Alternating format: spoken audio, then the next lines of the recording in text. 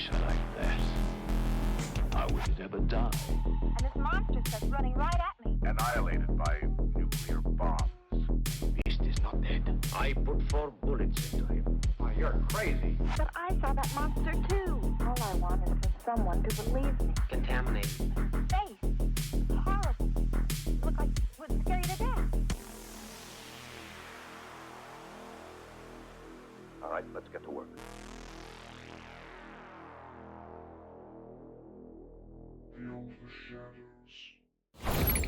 Oh my gosh, I am so unprepared right now. Scramble, scramble, scramble. I thought I wasn't going to make it today in time, folks. Jeez. Very unprepared right now. Oh, please. My God. Oof. Wait till you hear this. Oh gosh. Okay, hold on. Wait. Here we go. We gotta do our thing. Do our thing. All right. Jeez. Scramble, scramble, scramble, scramble. Sorry about that.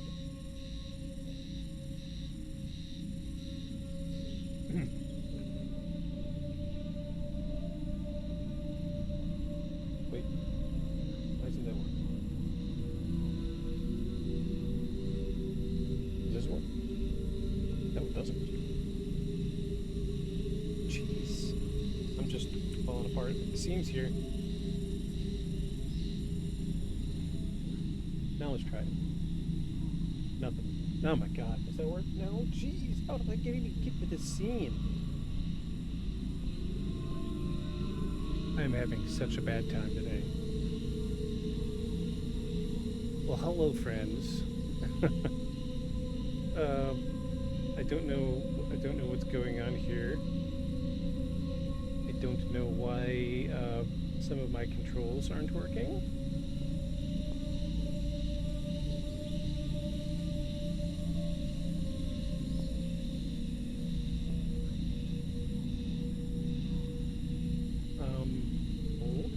Figuring this out. So how's everybody doing? I don't even have stupid... Hold on, does this work? Okay, that worked. That worked. That's not working for some reason.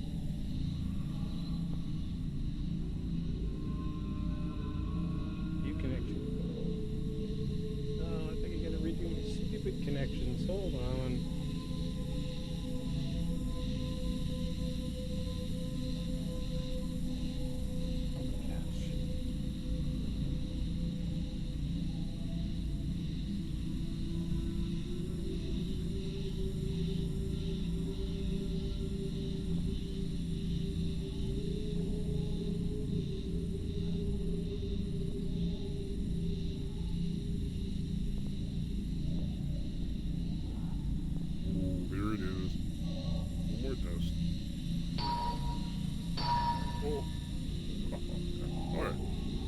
No, back on track. We're back on track.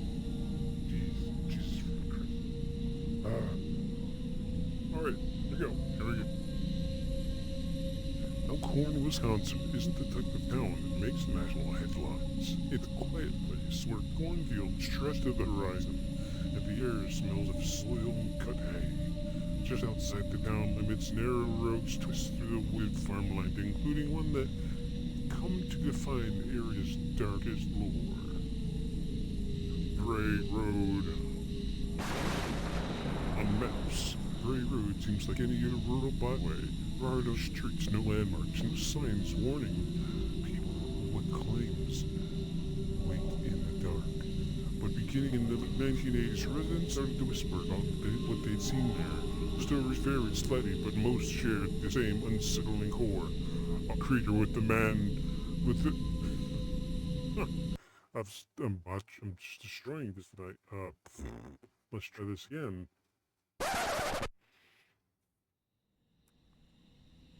The stories varied slightly, but most shared the same unsettling core.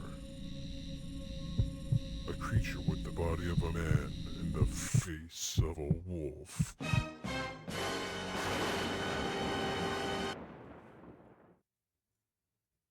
Yes, that is right. Tonight, we are talking about the Beast of Bray Road.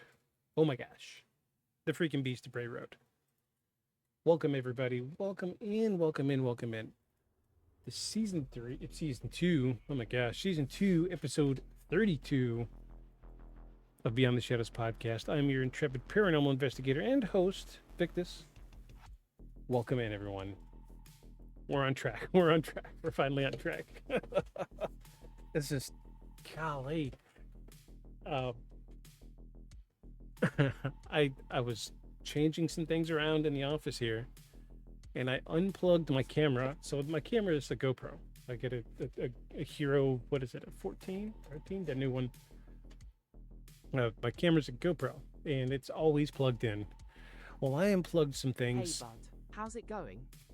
Lip, what's up? Whoa, geez, you just keep subscribing. You didn't got to keep doing that, man. I appreciate it, though. Really, I'm just glad to have some company. That's all that matters. I'm glad you're here. Thank you so much for that sub. Thank you so much. Thank you. Here's a round of applause for you. Well, welcome in. I was just... I do cause it gives me ads, otherwise LUL. Oh, right. I got it. Yeah. I use my Prime subscription with a buddy of mine who streams. Say I get it. Yeah, he's the only one I watch he's the only person I watch that streams. So, but yeah, so I moved some cables around. I unplugged my cable that I use for my GoPro, and getting ready to do everything. You know, shuffled everything around, rerouted some cables, plugged everything back in, grabbed the white cable that I used for the GoPro, plugged it back in. Webcam mode wouldn't pop up. I'm like, what the hell's going on here? 15 minutes I struggled with this thing. Starting it, restarting, your factory resetting, changing configurations, changing, I'm Googling how to freaking do this, how to get my GoPro to go back into webcam mode. And I'm about to break out my other webcam, my old crappy one, when I realize I was plugging the wrong cable into my GoPro, and it's the cable I thought was plugged into my computer, which is also a white one, is not the one connected to the computer. This is the one I was plugging in, trying to figure out why. Where the white one that's actually plugged into the cable had fallen behind one of my monitors, and I didn't see it. So screaming ensued. I'm stressed. I was sweating, literally sweating, standing in front of this air conditioner. I was sweating. Oh my gosh. Just kidding. Just geez. And then my last 15 minutes of prep is getting ready for the actual show. So I scrambled to do everything while the intro video was running. Oh my gosh. Welcome, friends. Welcome. I say again to season 2, episode 32. 32.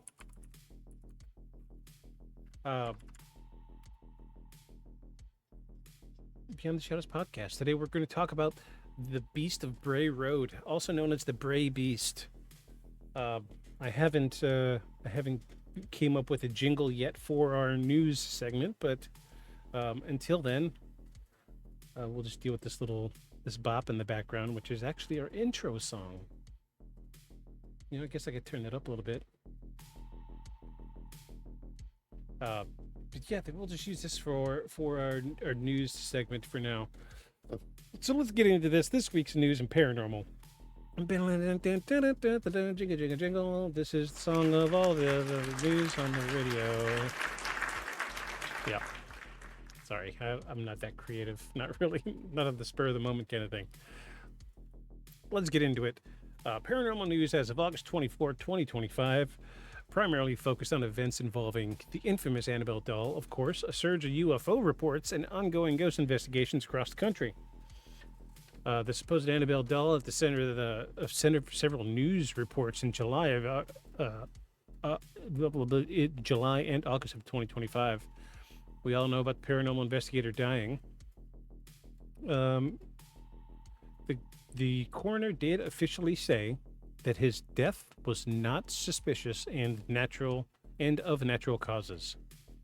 And a few days after the death, there were reports that the doll had gone missing from the hotel where he died. So he did not die in the museum. He died at his hotel. The disappearance, along with a fire and a jailbreak, sparked renewed panic among paranormal enthusiasts. The latest development in early August, when we all knew about the comedian that purchased the Warren home, which has the museum attached to it, and is now technically the new legal guardian of the Annabelle doll. Interest in UFOs or unidentified anomalous phenomena, UAPs, remains high, particularly following the whistleblower testimony in 2023. Increased sightings. Over 2,000 UFO sightings were reported across the United States in the first half of 2025, according to the National UFO Reporting Center. These sightings often described objects of various shapes and demonstrating unusual agility. The Pentagon updates in November 2024. The Pentagon Office investigating UAPs, the All Domain Anomaly Resolution Office, ARROW, provided an update. The office has resolved some cases, but is still actively investigating others, including a, quote, large orange orb. And the ARROW maintains there is no evidence of extraterrestrial origin for the sightings. A Connecticut police officer and 25-year law enforcement veteran Robert Klein described a, quote, Hollywood-like UFO encounter from April 2022. The account was supported by Ben Hansen, a Discovery Plus show host, and the first expert Klein contacted. Ghost tour aids shooting victim. Ghost tour aids shooting victim. That could be taken so many different ways. Ghost tour aids, as in the aids that are on... New UAP hearings on the 9th of September I saw. Yes, there was. I don't like reporting on it too much if I don't have, the full scope of... There's a very specific person I follow when it comes to these hearings. I'd like to have his opinion on the matter. He breaks down the legalese and the cross-examinations, and breaks it down in pretty simple terms, and I like to redigest it before I talk about it too much. But yes, we do have some coming up very, very soon, and I look forward to hearing his stuff. So it'll probably be middle of September before we talk about it.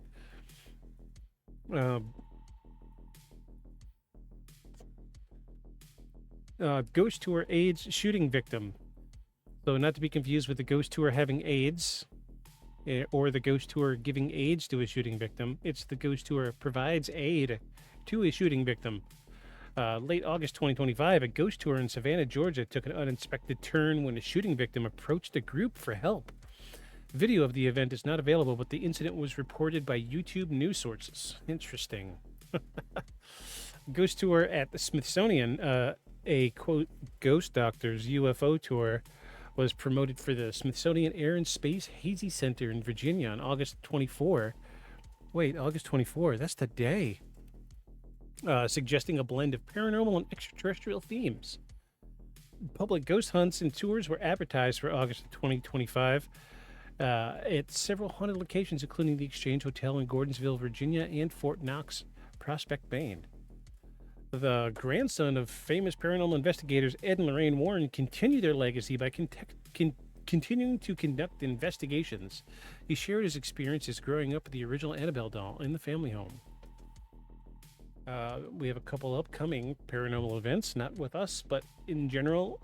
The Ohio Ghost Town Tour is a Rooted Wanderings event that was promoted for August 24th, exactly today, August 24th, 2025. Inviting visitors to explore Ohio's most haunted ghost towns.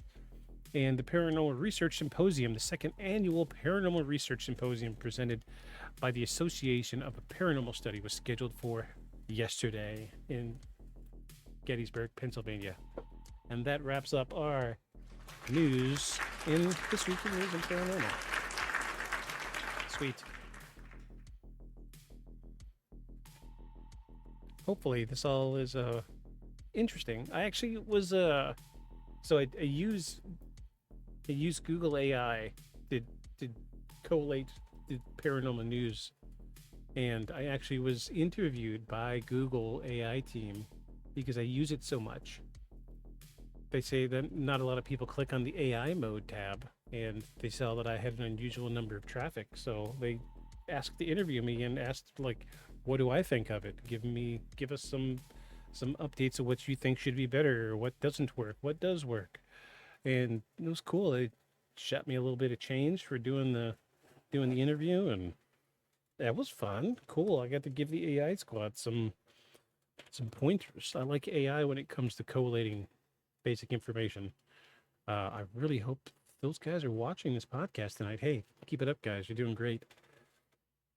And that wraps up our week in paranormal news. And I noticed, does my camera look a little foggy? Do I need to clean my lens? Where's my lens? Yeah. Let's clean this. I've probably got a bunch of handprints on it. Oh, much better. A bunch of handprints on it because I was turning it around a bunch. Sorry about that. Before we continue, I have a very serious question. Very, very serious question.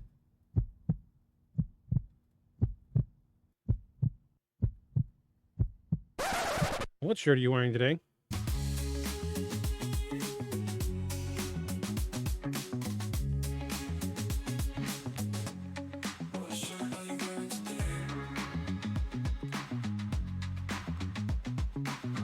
And we've now come to our longest running segment of the show. We'll talk about what shirt we're wearing today.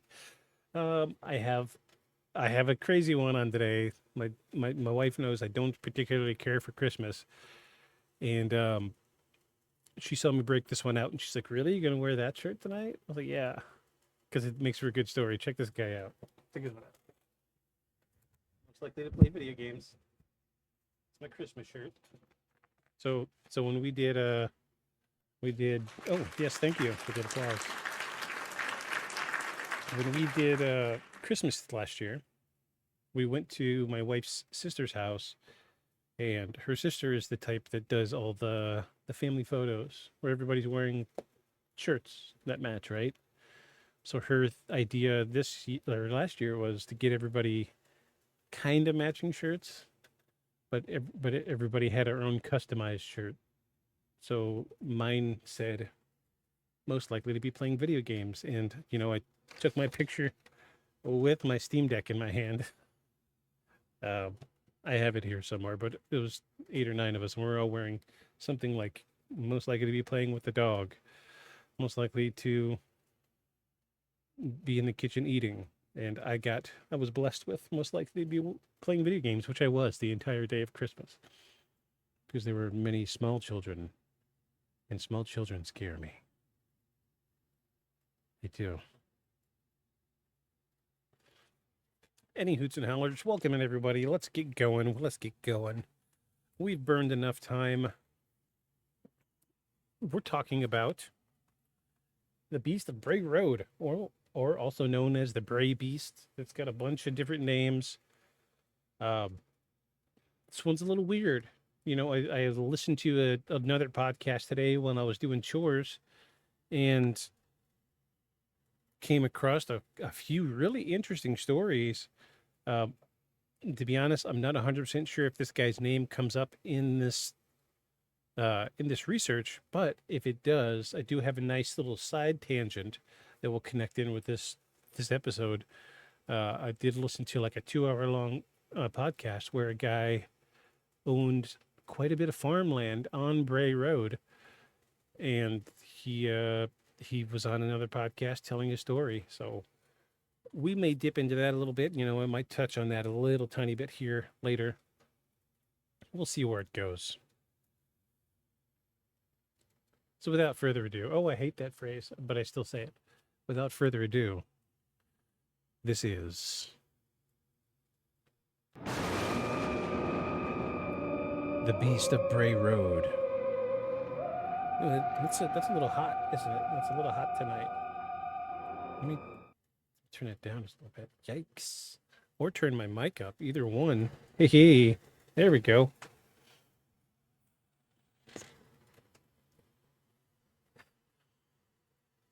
Let's set the mood just a little bit.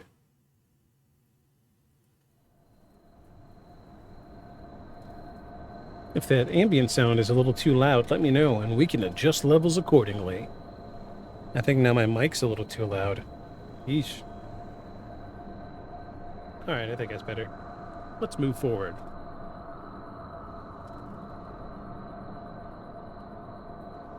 Initial reports came sporadically. People saw large, upright creatures walking through the fields, crouched beside the road, or darting into the woods. Most didn't want to be named. In a farming town like Elkhorn, reputation mattered. Admitting you saw something unbelievable could damage more than just your credibility. It could isolate you. Despite reluctance to speak publicly, stories found their way into local conversations. People exchanged sightings over gas pumps, under flickering diner lights, and during school runs. Though hesitant to call it a monster, those who saw it knew it wasn't a bear or a dog or any kind of wildlife. The turning point came in 1991 when the local newspaper decided to cover what had become a persistent rumor. Linda S. Godfrey worked as a cartoonist and writer for the Walworth County Week when her editor asked her to look into, quote, werewolf sightings. She didn't expect much. It sounded like folklore at first, but after speaking with multiple people who claimed to have seen the same thing, a bipedal, canine-like creature with glowing eyes and a muscular frame, her perspective shifted. One of those witnesses was Doris Gibson, who described hitting something on Bray Road in 1989. She stopped her car after hitting this unknown creature and stepped outside to investigate. What she saw was not a dog or a deer. It was something squatting in the ditch, covered in fur, and holding what looked like roadkill. And as she moved closer, it stood upright on its hind leg, its eyes locked onto hers. Terrified, she jumped back into her vehicle, and later she discovered deep scratches on the rear of the car. Now that's something I didn't look up. Was see if the scratches, we had pictures of the scratches.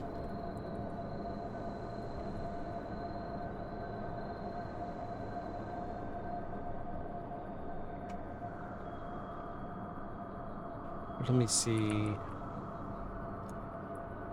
Beast of Bray Road car scratches. Now, I'm not saying it. I'm seeing a lot of people with scratches on their car, but not the ones to specifically talk about this this instance. So I guess we didn't have any pictures from 1989. Sorry, folks. Others came forward. Scott Bray, a local farmer, claimed to have seen it all, or claimed to have seen a tall, upright creature digging through animal remains on his property. He described a beast with broad shoulders, pointed ears, and a long snout. Heather Bowie, a teenager at the time, said a large, furry figure crossed the road in front of her car, moving like no animal she'd ever seen. Godfrey documented these stories in her article titled Tracking the Beast of Bray Road, published in December of 1991. The piece triggered a wave of attention. New reports surfaced. Witnesses who had remained silent now felt comfortable enough to speak. The beast had gone from rural rumor to regional phenomena. And as more accounts emerged, the town's unease grew. Some dismissed the entire thing as a hoax or a case of mistaken identity. Others took more of a defensive approach, securing livestock pens and patrolling their properties with rifles. A few teens turned the creature into a local dare, racing down Bray Road at night hoping to catch a glimpse. And while law enforcement never issued an official statement, internal memos and off-record comments suggested that some of the officers did take the report seriously.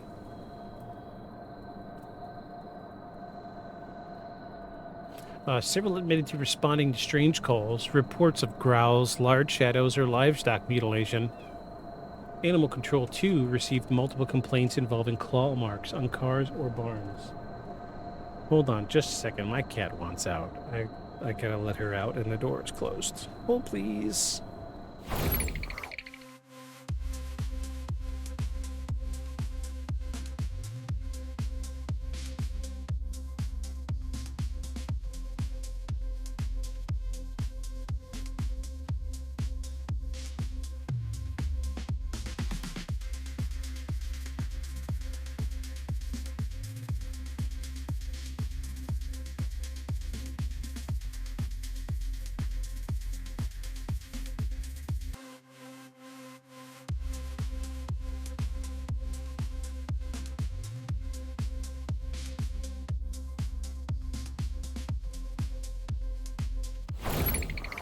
Oh, sorry about that, folks.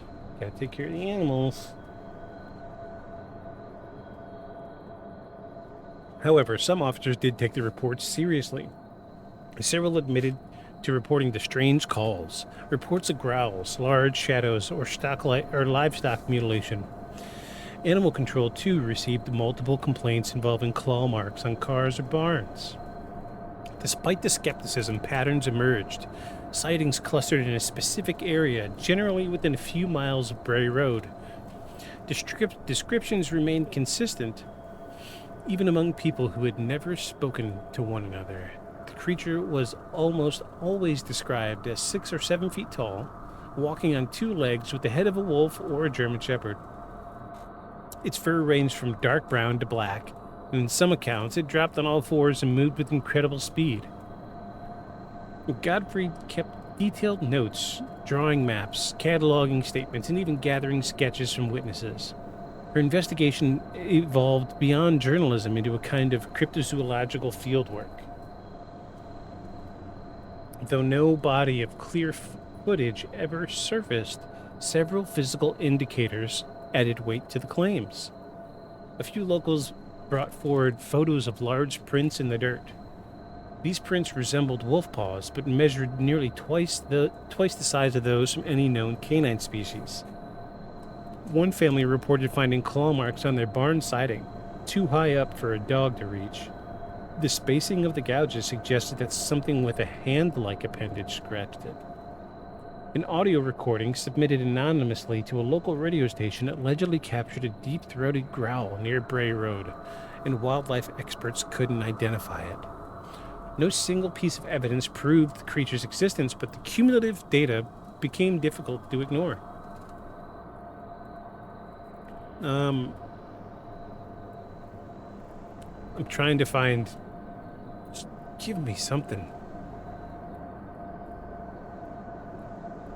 Like, all of these reports, we can't get a single photo of any of this stuff?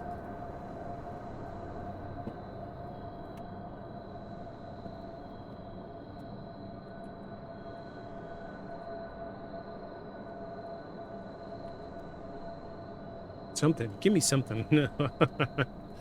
I do got a photo for you later. Hold on. Don't get too excited.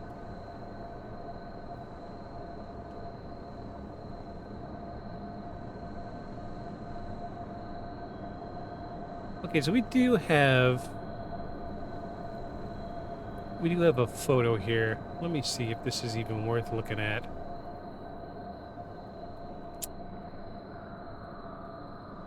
I mean, see for yourself.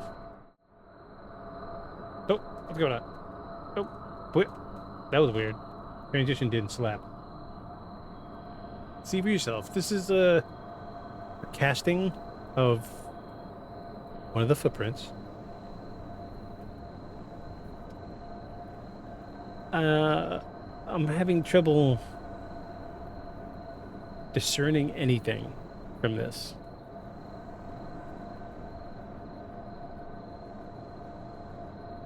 I don't even see anything that could be considered. I mean, it's vaguely foot-shaped. Vaguely? This isn't great evidence, I know. We're not starting out strong here. We're gonna get this. We're gonna get through this. Faith, everybody, have faith in me that we have more evidence coming. Bravas. Let me get this stupid script back up.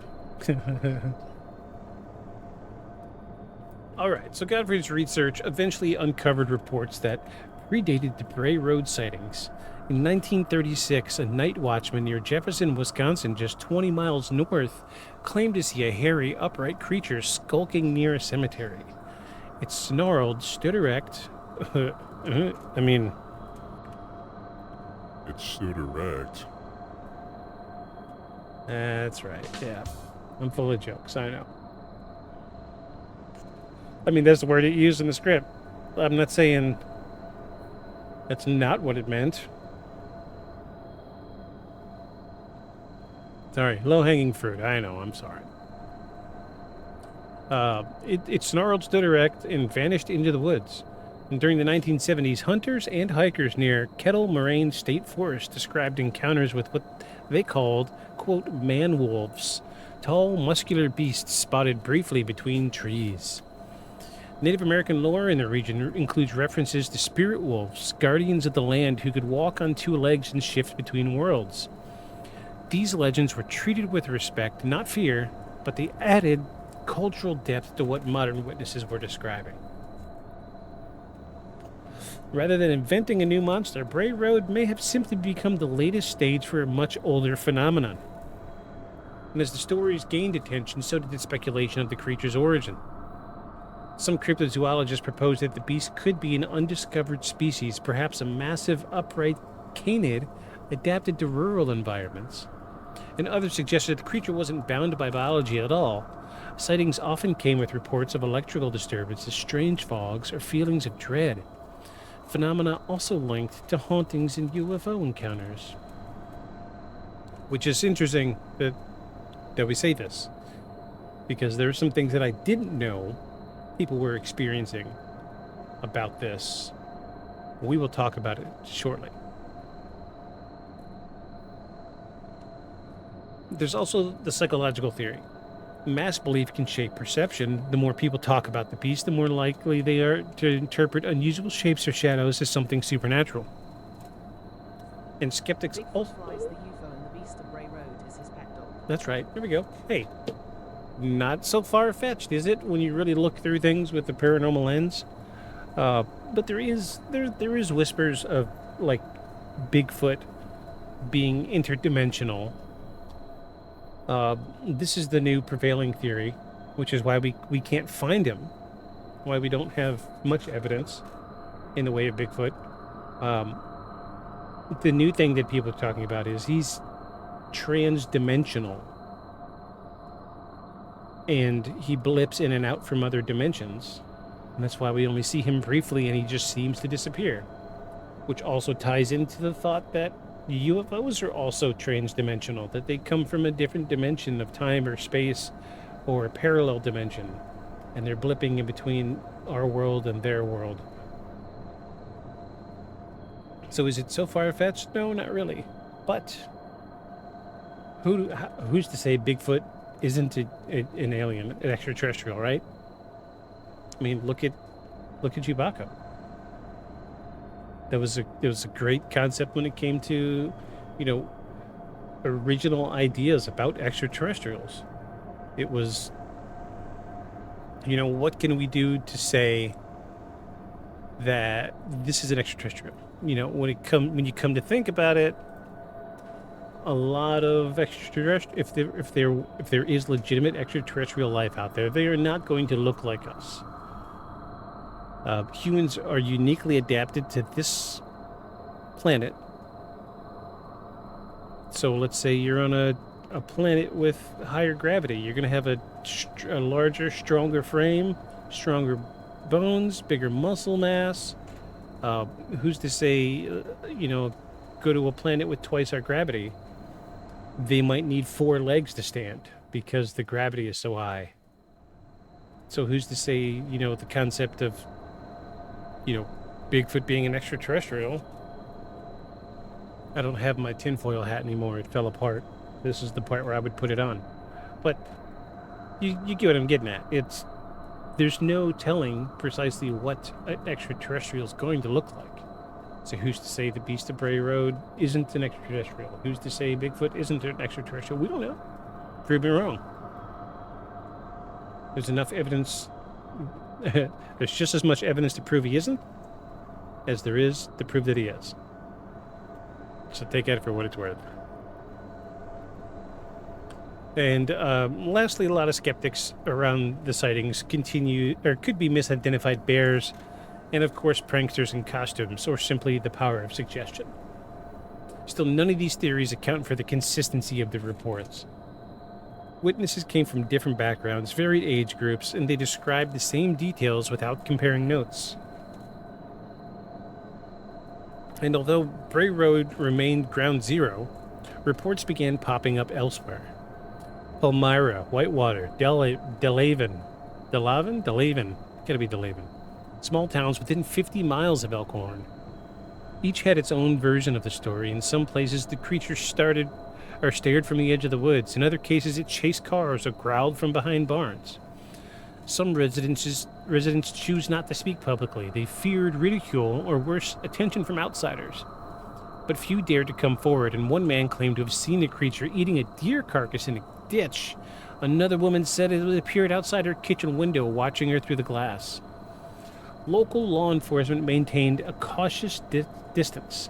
They didn't endorse the stories, but they didn't discredit them either. And they couldn't deny that something had gripped the community. Godfrey, now a published author and frequent guest on national radio shows, continued to collect and share the stories of the Bray Beast. And over time, she became synonymous with the case. So by early 2000s, the Beast of Bray Road had become more than a local legend. It gained national attention through documentaries, TV shows, and books. People from around the country traveled to Wisconsin in hopes of catching a glimpse. Some claimed they did.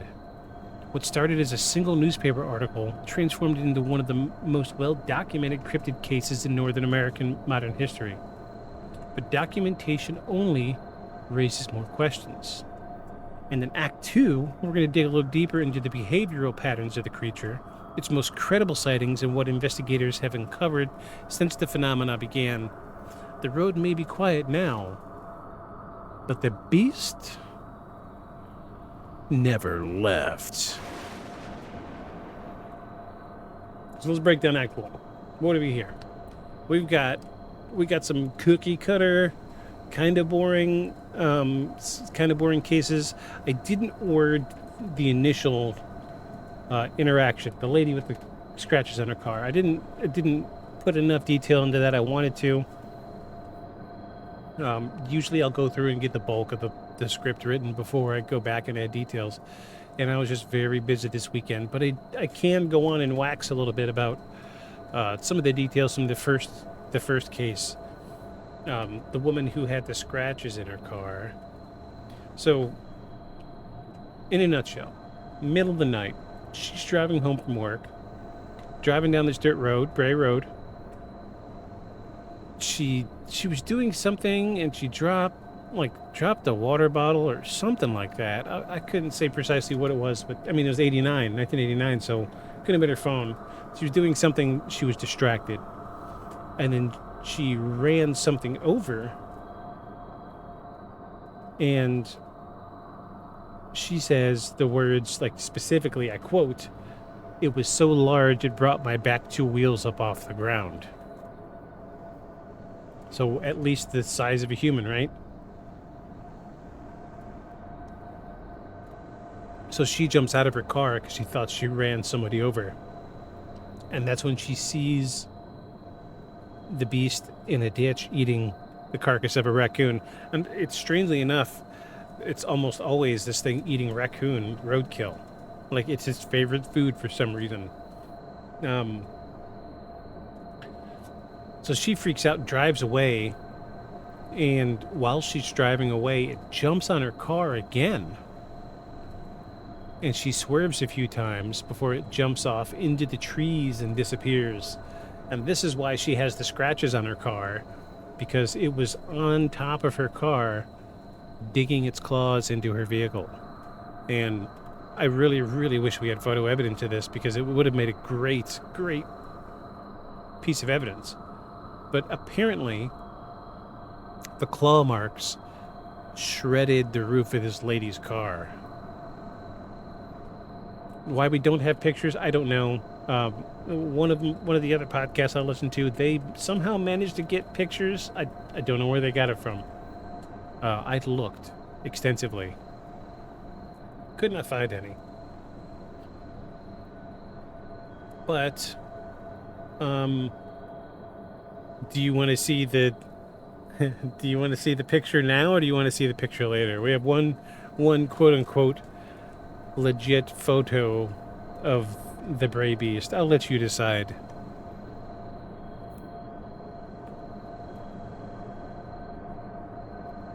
But looking at, you want to see it now?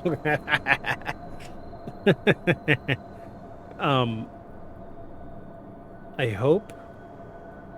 I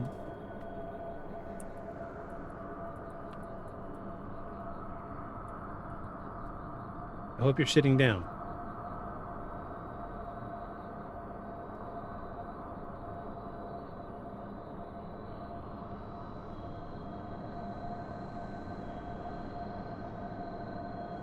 Let me try to find a good quality photo of this.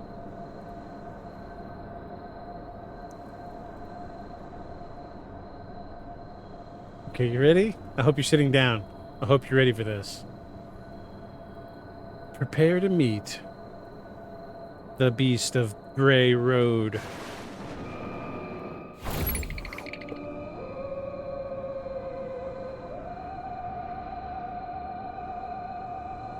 No, I'm joking. This isn't it. This isn't the one.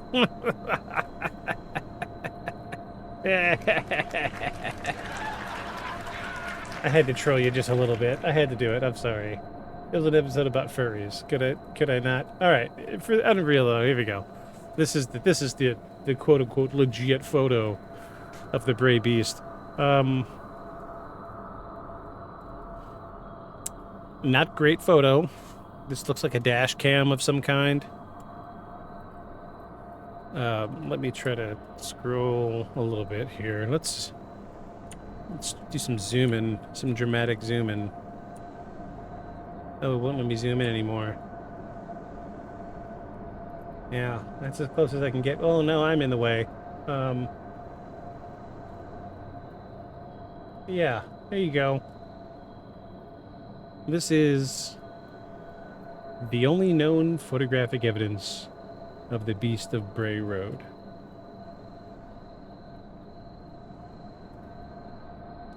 And this looks to me like a guy in a suit. I'm sorry. Except the legs. I have trouble piecing together how it's standing upright if it's a guy. However, To be fair, seems pretty legit. it looks good. I'm not gonna lie, it does look good. But bear with me. You ready for me to pick this apart? This is just because I've got a good eye for details. That's all it is. So look here. You see here? See the forearms? See how they look? Looks like a wolf with some problem with its front arms, so has learned to walk upright. That's precisely what I was thinking. Like, I have seen some photos of wildlife with legs and like famous photo. Like one of my favorite photos that I've seen is they call it the zombie raccoon because it's front of its face is exposed bone, front two legs are bone, and it's still walking around living. This seems to be the same thing. This seems to me like a stray dog or a wild wolf. I mean, it looks a little thick in the middle to be a dog. Probably a wolf. That something happened with his front legs, and that he probably learned to walk upright. But I'm with you. Yeah, because look, this is exposed bone. This is bone. Exactly bone. That's all that is bone. There might be a little pieces of fur left. But look, you can almost see the individual fingers on that thing. Convincing. I would like to meet this dog in real life because I feel like it would be a great conversation piece. It's supposedly the Beast of Bray Road. This was taken on Bray Road. Where did we say that was the name of that town again? What's the name of the town? I want to look this up. Bray Road in Elkhorn, Wisconsin. Let's find Elkhorn, Wisconsin.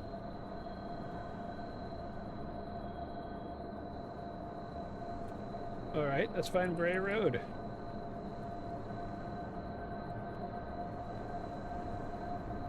Here we go.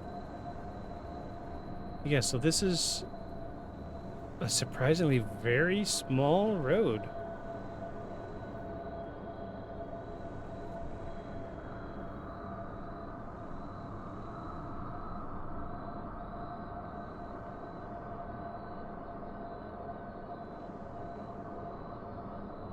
Yeah, there's not much here.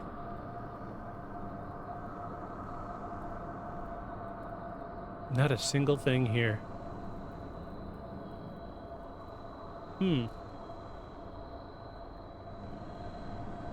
Okay, well, this checks some boxes. Because when it comes to hoaxes, we tried to decide whether or not, like, the locals are making money off of it, and it doesn't appear these guys are. Interesting. Interesting indeed. So now that you've seen the official photo evidence and unofficial photo evidence, let's move on to Act 2. Act 2, everybody. Act 2. I didn't do my Act 1. I'm sorry. You only get 4 acts then. We're going to move on to Act 2. Tracks in the dirt, teeth in the dark, the evidence and the eyewitnesses. This is Act 2, everybody. Act 2 of our podcast. Act 2.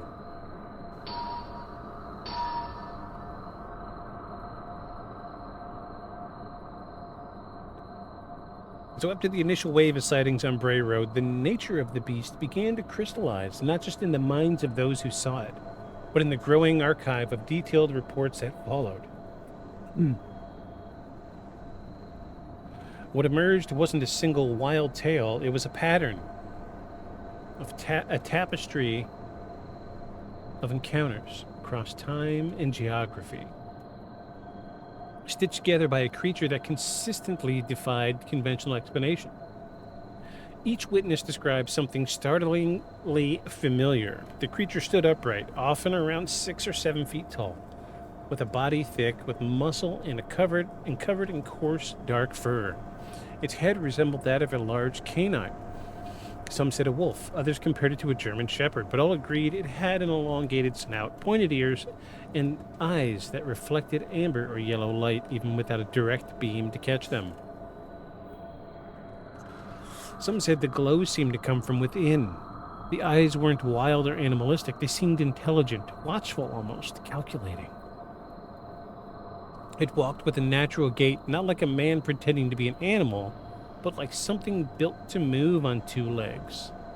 It could drop onto all 4s when needed, running with unnatural speed that left witnesses stunned. The arms were long, capable of reaching the knees, and ended in clawed hands rather than paws. Wait, clawed hands rather than paws?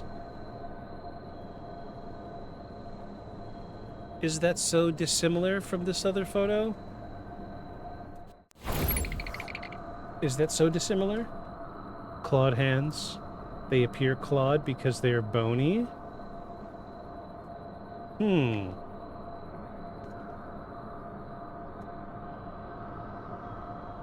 Huh.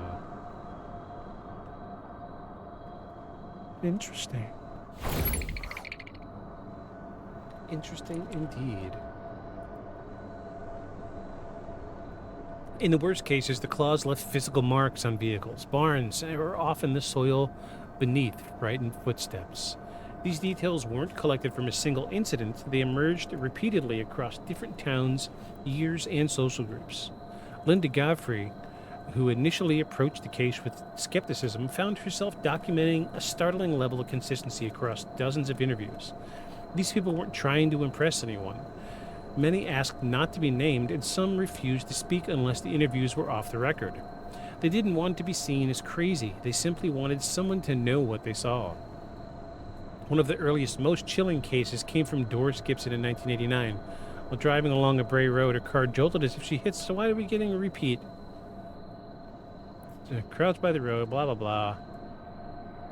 Another striking account came from Heather Bowie, another one. Geez, why are we getting repeats? I've got to start checking my scripts. I am sorry.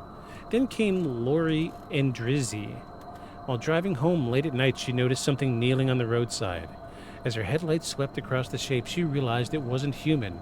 It had fur across its body, a canine face, and a stature that suggested immense strength. What she remembered most wasn't the fear, it was the intelligence in its eyes. It didn't attack, it didn't run, it watched. She simply couldn't explain why, but she felt like it understood she was looking at it, and that it was looking back. Encounters like these weren't limited to a specific kind of person. Witnesses include teenagers, farmers, churchgoers, factory workers, and even law enforcement. The lives had little in common, but their stories did. Beyond sightings, there was physical evidence. Though rarely conclusive on its own, tracks found near farms and along roadsides showed impressions that resembled massive paw prints, far larger than those of any known dog. Some featured 4 toe pads with deep claws. Others had the shape that seemed closer to that of a large feline or a bear, but the spacing and stride suggested an upright gait. They were usually found near torn fences, livestock pens, or open fields. Farmers occasionally discovered livestock mutilations that didn't match patterns of known predator attacks. In some cases, animals were found with deep lacerations that seemed almost surgical. Internal organs were missing, yet the carcass was clean of blood. Others had been mauled, their remains scattered across the field, but no drag marks or blood trails led in or out of the area. Local animal control and even some officers acknowledged these cases quietly but offered no official conclusion. A handful of families reported finding claw marks on their property, some on a wooden siding, others on sheds and on fence posts. One man said the scratches on his barn were spaced so far apart they couldn't have been made by a dog or a coyote. A teenager returning from a school event found his car gouged along the side. He never saw the creature, but his dog refused to go near the vehicle for days afterward.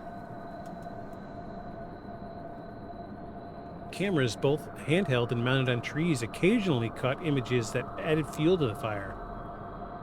One photograph, reportedly taken in 1992, showed a tall, dark figure standing just beyond the edge of a cornfield, the eyes reflecting the flash like 2 yellow pinpoints. Another piece of footage aired on local public access television depicted a silhouette walking along the tree line in the early morning hours. The resolution was poor, but the motion looked unnatural. Too smooth for a person in a costume and too upright for an animal. Trail cam photos showed glimpses of large furred shapes moving upright through the fields at night. Their features too indistinct to confirm, but too specific to dismiss outright. Godfrey was careful not to declare any one image definitive. Instead, she emphasized the growing body of material, photographs, recordings, physical marks, and above all, the recurring detail in witness testimonies. The case wasn't built on a single moment of clarity. It was the repetition of moments that refused to be ignored. And over time, deeper patterns emerged. More sightings occurred between dusk and midnight, though a handful happened in early morning hours just before sunrise. Fall and winter seemed to bring more activity, especially in October and November, though it's unclear whether this was due to increased visibility as foliage thinned or some other seasonal trigger.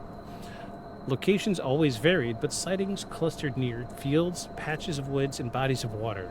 It was always rural, always quiet, places where a creature could vanish in seconds.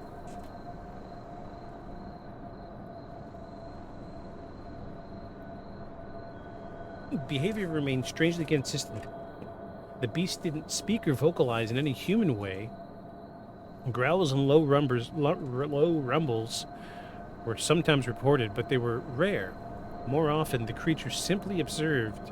In 2 cases, it chased cars, running behind or beside the vehicles at speeds no wild animal could manage. Both drivers reported reaching over 40 miles per hour before the beast peeled off into the trees. There were no confirmed attacks on humans, but several close encounters came dangerously close. A jogger in nearby Whitewater reported hearing heavy footsteps behind him on a wooded trail. When he turned, he saw something tall and furried dart into the brush. He never returned to that path. A woman near Palmyra, camping with friends, said a massive figure circled their tent for hours. They heard snorts and breathing, but never directly saw it. The following morning, they found massive footprints in the mud around the site. Psychological effects were not uncommon. Many witnesses described lingering fear, anxiety, and even recurring nightmares. One woman who saw the creature outside her car late began hearing scratching at her windows at night. Though no marks were ever found, she moved to a different town within 6 months of the sighting. Even as reports spread, the beast's testimony seemed to remain largely within southeastern Wisconsin.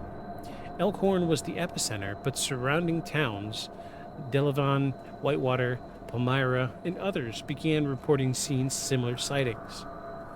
Each news story added to the growing theory that the creature wasn't isolated to Bray Road. Whether it traveled or whether others like it existed nearby remained an open question. A group of hunters in Rock County described hearing something circling their camp at night. They were used to bears and coyotes, but this was different. The footsteps were too deliberate, too slow, and too heavy. Come morning, the deer bait they'd set out was untouched, but massive prints trailed around their site. No game approached that area for the rest of the season. Linda Godfrey found herself struggling to define what the beast truly was. She remained open-minded but refused to sensationalize. Her belief was simple. People were seeing something real. It may not fit into our taxonomy. It may not be caught on a clear photo or dissected in a lab, but the stories, the marks, the fear, those were tangible. And before her passing in 2022, she noted something that stuck into many researchers. The beast didn't behave like an animal.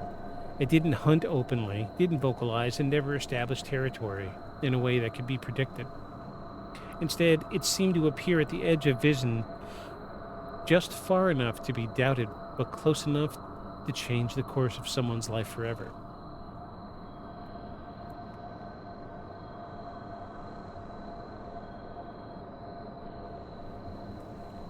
By the turn of the millennium, the beast of Bray Road had gained national attention. Media crews visited the area, documentaries aired, curious travelers passed through Elkhorn, hoping for a glimpse of the unknown. Yet even with the attention, the core of the legend remained untouched. Rural roads, low fog, distant eyes, something standing just beyond the tree line. It's easy to dismiss a single sighting. It's harder to ignore the weight of hundreds of voices, all saying the same thing. The Beast of Bray Road may have started as a local mystery, but it tapped into something older, something deeper, and something that didn't end in Wisconsin. In Act 3, we're going to widen the lens. Other creatures, other roads, other witnesses. The Bray Road Beast may not be alone. And it may never have been.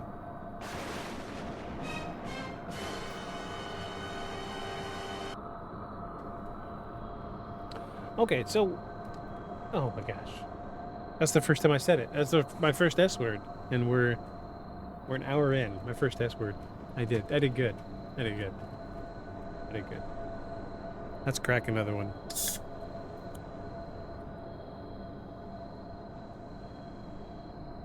Yum. Still cold. All right. What we're looking at here, pretty consistent testimony here. It is interesting that very rarely do we see the beast straight on. It's interesting that we're seeing it like in the periphery. And as silly as it sounds, it's almost like it's leaning towards like a trans-dimensional being, right? It can kind of flit in and out as it chooses, right? You know, see what I'm saying?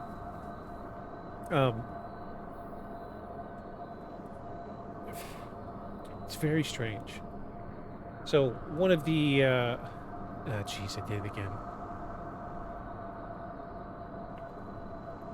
One of the stories the guy was talking about on that podcast I was listening to today, he said that he saw it straight on,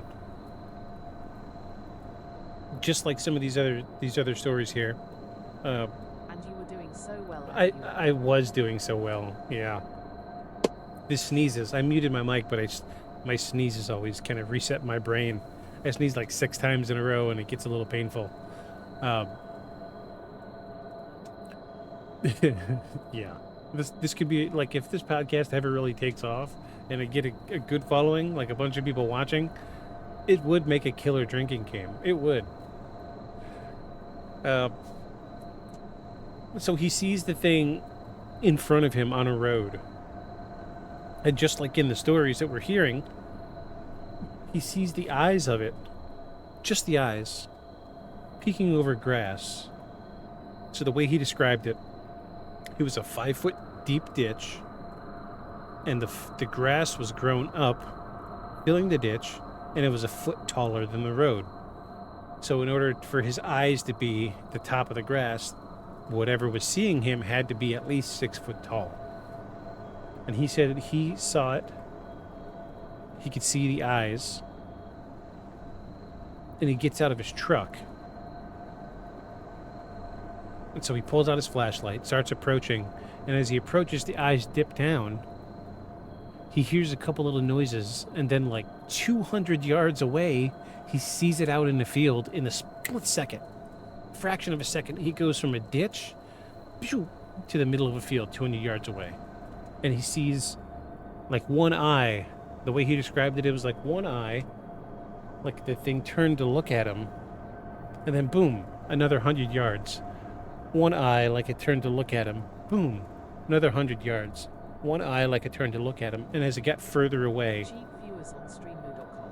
Remove the space at Endra060. We will not remove the space. We will be reporting you and banning you. Possible ban evader monitoring. Let's see. Gift us up. Nope. Let's go ahead and ban this person. Yep. And we're going to report. Goodbye.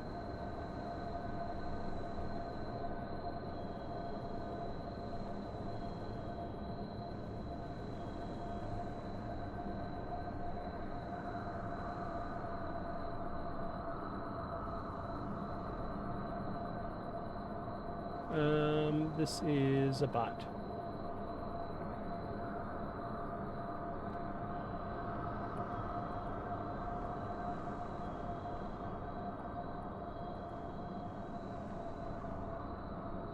Report.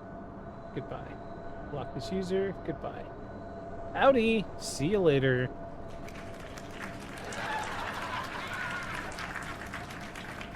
I mean, I'm not a 12-year-old Minecraft streamer. Sorry, it's not going to work on me. I don't do this for the views. I do it for the love of the content. Joke's on you, Spammy McSpam-a-lot. Anti-tank shipwrecks. What a strange name. Any hoots and hollers. What was I saying? We're talking about dude. Yeah. So he saw the... It's crazy because he said within the span of just a few minutes, it crossed like a half-mile long field to another road, to another clearing. Pretty quickly. And it's the way that it reacted to him seemed more human than animal. The constantly peering over the shoulder but only using one eye, which is something a human does. So, like, think about a dog. If you scare off a dog, it's going to run forward, and then it will turn completely around and look at you dead on. Because dogs are predatory animals, they have forward-facing eyes.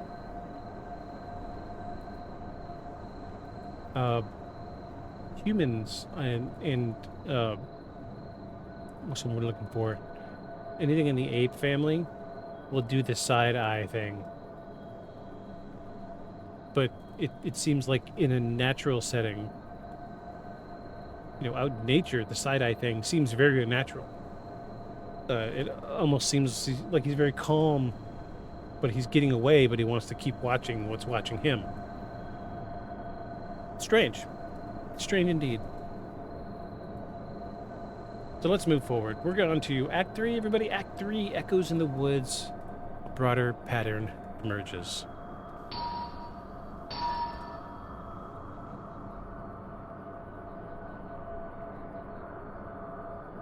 What is this? I just got an email from Twitch.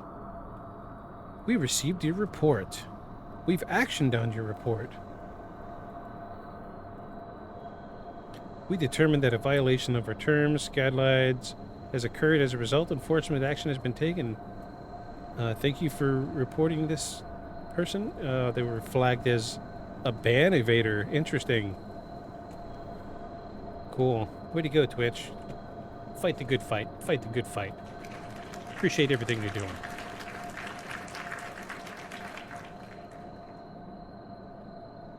So by the time the last Bray Road sighting of the 1990s made its way to Linda Godfrey's files, it had become clear that the creature wasn't just a fluke or rural imagination. The stories were too numerous, the geography too expansive, and the reports no longer confined themselves to Elkhorn's backroads. Something bigger was unfolding, something wider in scope, deeper in history, and far more difficult to dismiss. The upright Candid wasn't just a Wisconsin problem. The upright Canid, like a dog. Canine, Canid, that's the word, Canid. I'm an idiot. The upright Canid wasn't just a Wisconsin problem. As Godfrey continued her work, letters and calls poured in. Witnesses from across the United States and even other parts of the world reached out with eerily familiar stories. They spoke of bipedal beasts in cornfields, of glowing eyes at the edge of the woods, creatures that followed without ever attacking. The details varied in minor ways, but the shape was always the same. It wasn't long before she realized the beast of Bray Road had cousins, possibly even siblings, stalking in the shadows of other small towns. So we're going to break it down. We get a few cases here that are very similar to the Beast of Bray Road. So this is going to run as a tangent to a piece of American folklore that is often referred to as the Dog Man or Dog Boy. This is early, this is something I had thought about reporting on earlier in season 1, but I was unable to put together enough substantial information to fill a 2-hour-long podcast. But the Beast of Bray Road kind of checks a few boxes, not just explicitly like Dogman characters, but like werewolf motifs, right? So we're hitting some broad strokes here, but bear with me. This all has a conveniently similar thread, but they share a lineage here. So let's check it out. One of the most compelling comparisons came from northern Michigan. The Michigan Dogman is one of the oldest and most enduring legends of upright canid creatures in the United States. The first widely recognized sighting occurred in 1887 near Wexford County, where 2 lumberjacks reported the creature unlike anything they'd seen in the woods before, a dog-headed beast walking upright like a man. And for decades, the stories trickled out of rural communities. Hunters described being stalked by something they couldn't see but could feel. Some found tracks with long strides and claw impressions far larger than any local species. The creature was known to howl not like a wolf, but like something of mimicry of a poorly imitated wolf. In 1987, a DJ named Steve Cook released a novelty song, The Legend, which compiles various alleged Dogman sightings across Michigan. What began as an April Fool's stunt turned serious when listeners began calling in to share their own real-life experiences, unprompted, emotional, and in many cases, deeply detailed stories. These stories matched the form of the Beast of Bray Road, a furried, upright, intelligent, and terrifyingly elusive creature. One of the most chilling cases came from Reed City in the late 1990s. A man returning from a hunting trip claimed to have seen a tall creature crouched beside the road, feasting on a deer. When his headlights struck it, the creature didn't bolt. It stood, its eyes reflecting the light like polished gold. And then it walked into the woods without a sound. That same behavior, the refusal to flee, the intelligent stare, the impossible silence, was mirrored in Bray Road sightings nearly a decade earlier. So, funny thing, I might be able to play this song. from the DJ.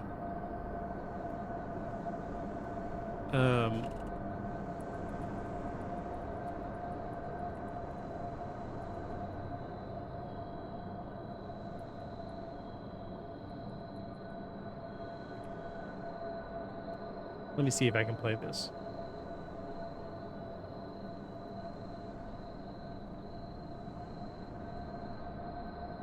I'm trying to find specific reference to this song because I know another podcast played this song, so I'm wondering if I can play it.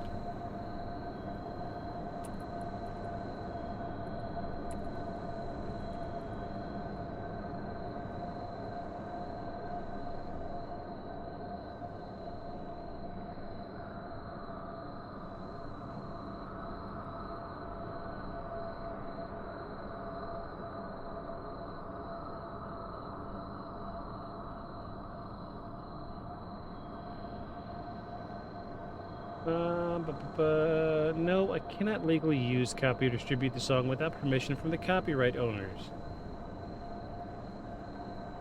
I might do a snip. Think I can get away with a snip of it? Let's see. Let's see if I get muted. Ah, jeez, it's on Spotify and everything. Yeah, I don't think it's gonna fly. Ah, jeez. I wonder how that other podcast got away with doing it. I really do. Anywho, it's a hilarious little song. This guy just took like every testimony in Michigan about this dog man and wrote a whole like 9-minute long song. It's horribly boring. It's not very well put together, but it is interesting to say the least. So we're gonna move forward. I use the S word. Jeez. With Wisconsin and Michigan home to their own legends, others began to surface. In Ohio, a handful of reports spoke of a large wolf man near the Cuyahoga, I cannot pronounce this, valley. They weren't werewolves in the Hollywood sense. There were no transformations under the moonlight, but the upright dog-like beings that moved with speed and cunning were there. Pennsylvania saw similar tales in the Allegheny forests, where loggers and hunters whispered of walking wolves that tracked them for miles. In Kentucky, in the Daniel Boone National Forest, described howls that echoed through the hills, accompanied by sightings of tall bipedal animals darting through the trees. And across the South, particularly in Louisiana and Texas, legends of the Rougarou. Oh yeah, I've heard of the Rougarou. It took on a similar shape, though often tied to the Cajun folklore or Catholic cautionary tales. The Rougarou was described as a tall, furred creature with red or yellow glowing eyes and an unshakable gaze. Stories of it predated electricity, predated roads, and in some areas predated English colonialism. Indigenous American legends provided even older stories. Among the native tribes, particularly the Great Lakes and Plain regions, stories exist of spiritual wolves that walked like men. These beings were not evil in a way that Western stories often portrayed monsters, but they were dangerous. Some were protectors of sacred land. Others were considered omens, entities that marked transition, death, or war.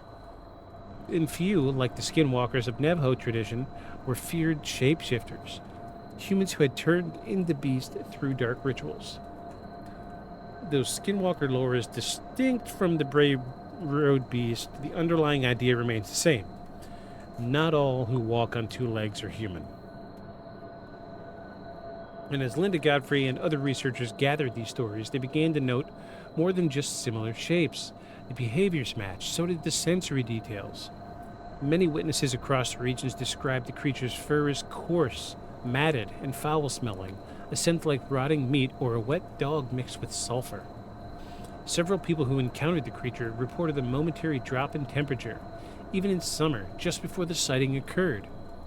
In other cases, electronics faltered, cameras malfunctioned, flashlights dimmed, car radios emitted bursts of static. These strange details were often included as afterthoughts in interviews, offered not as a fact, but because they genuinely happened. One detail that surfaced repeatedly was the creature's tendency to watch silently. It rarely attacked. It didn't roar or thrash like a wild animal. It waited. Sometimes it followed. A few witnesses described it hearing it circle their homes. One man in northern Minnesota said he woke one night to the sound of breathing outside his window. When he gathered the courage to look, he saw a tall shape standing still beneath a broken yard lamp, light catching on its amber eyes.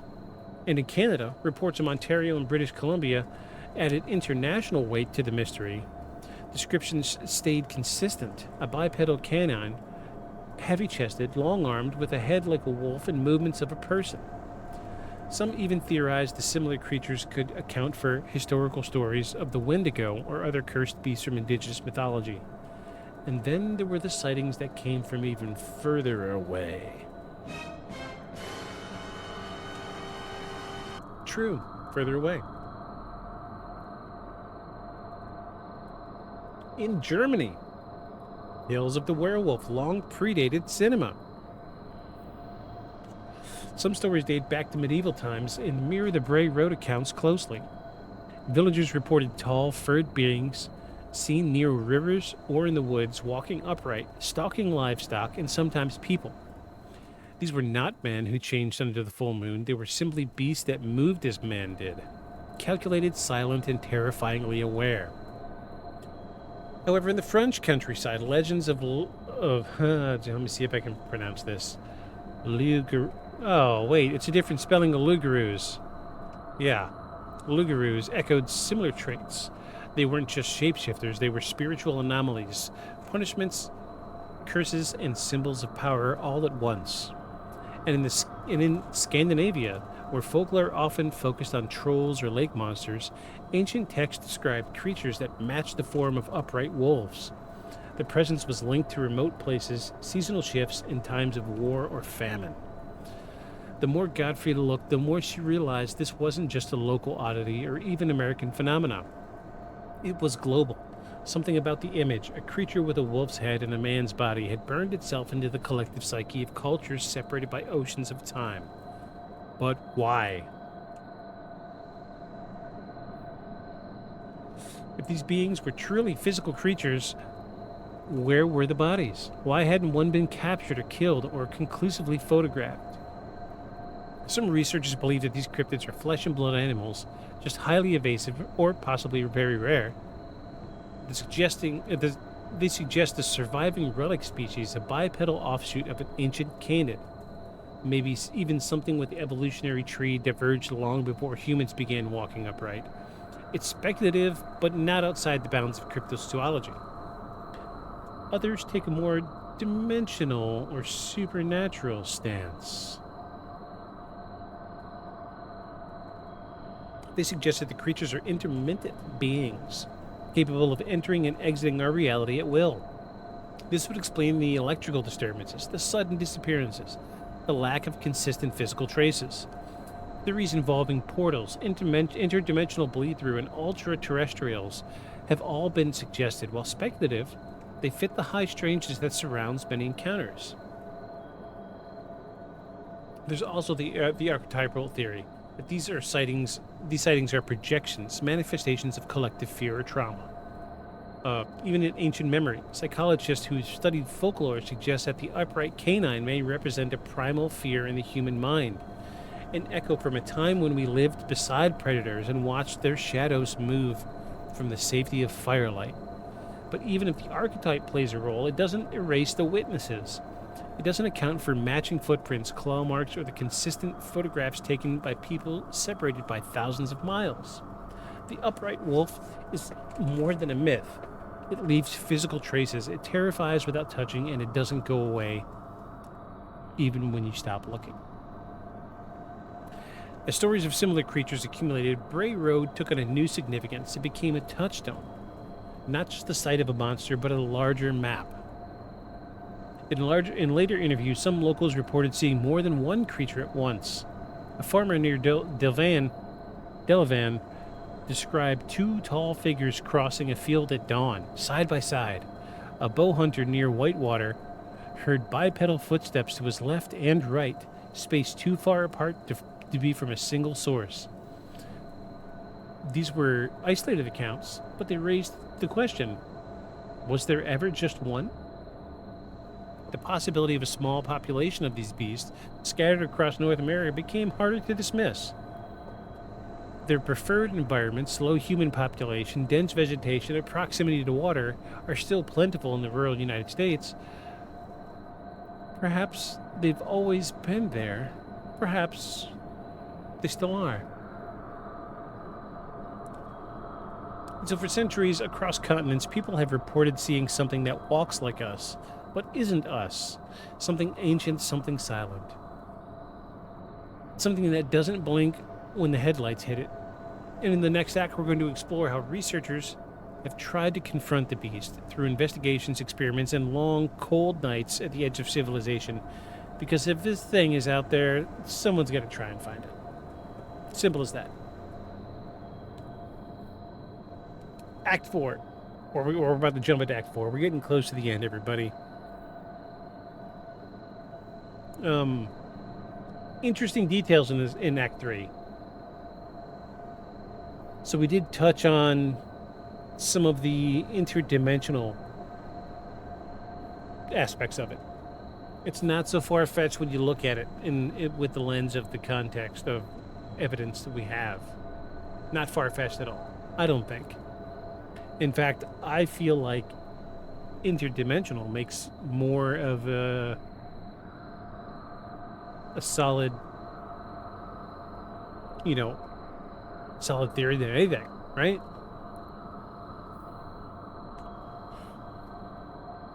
Which I will get more on that later. I'll talk a little bit about this guy from this podcast. I'll pull up this video so I can at least get the guy's name and let you guys kind of listen to it as you feel it's relevant to you. But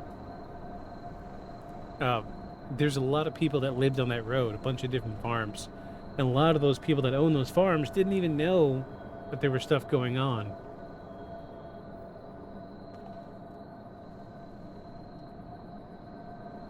What is this? I got some message here. Okay, cool. My mom messaged me. Gotta love my mom. So we're gonna get into Act 4, Into the Cornfield, the search for the Bray beast. I think that the title kind of says it all. We're gonna start doing some real life field investigation here, and hopefully accumulate some decent evidence. Are you guys ready for Act 4? Act 4, everybody, Act 4. I hope this running joke about me saying Act 4 or the act so many times in a row isn't lost. I'm sure that there's somebody that listens to this podcast, listens to This American Life, and is laughing every time they hear me mimic Ira Glass. I love This American Life. It got me through many, many years.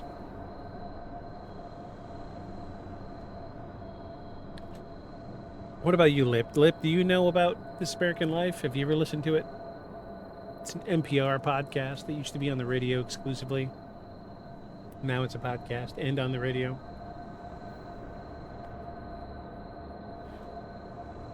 Well, I guess, I don't know, is NPR a thing in the UK? I guess it is. Not something I'm familiar with. Ah, yeah. You're missing out. Yeah, I guess there's... I'm curious now. Is there an NPR? Excuse me. The UK.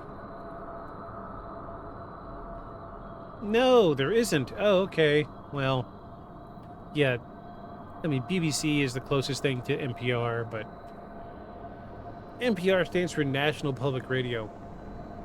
It's... I don't know how the radio works in the UK. Here in the States,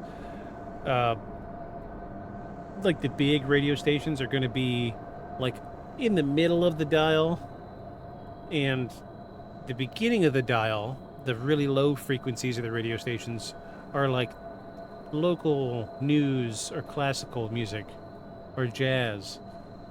But NPR is, how do I describe this? Give me a definition of NPR.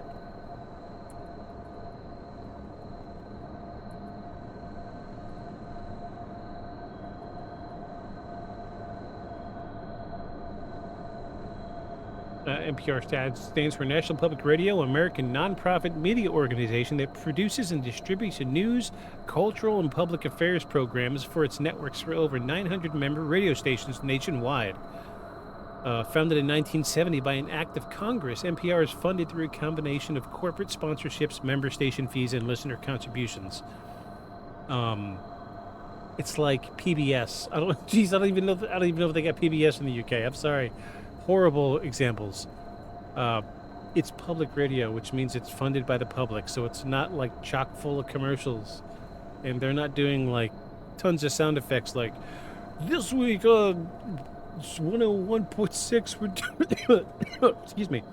We're doing the mega giveaway, and the third caller number 3 wins a T-shirt.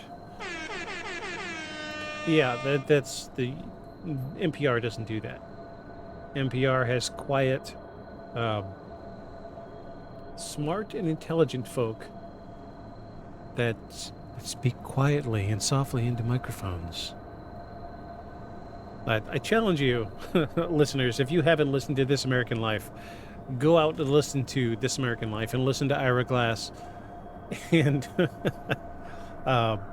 enjoy my parallel between this podcast and This American Life. I promise you're going to laugh out loud. It's good fun. I grew up on NPR. I couldn't afford CDs or nothing like that, so public radio was all I could get. Anywho, I'm rambling. Let's move on to Act 4, Into the Cornfield, The Search for the Beast. Act 4, everybody, Act 4.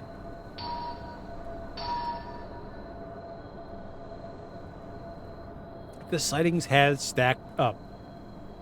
Reports came from school teachers, farmers, hunters, teens. There were claw marks on sightings, footprints in mud, and whispered accounts of the thing that watched them from the edge of the tree line.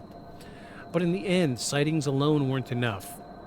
If the Beast of Bray Road was more than a myth, then somebody had to prove it.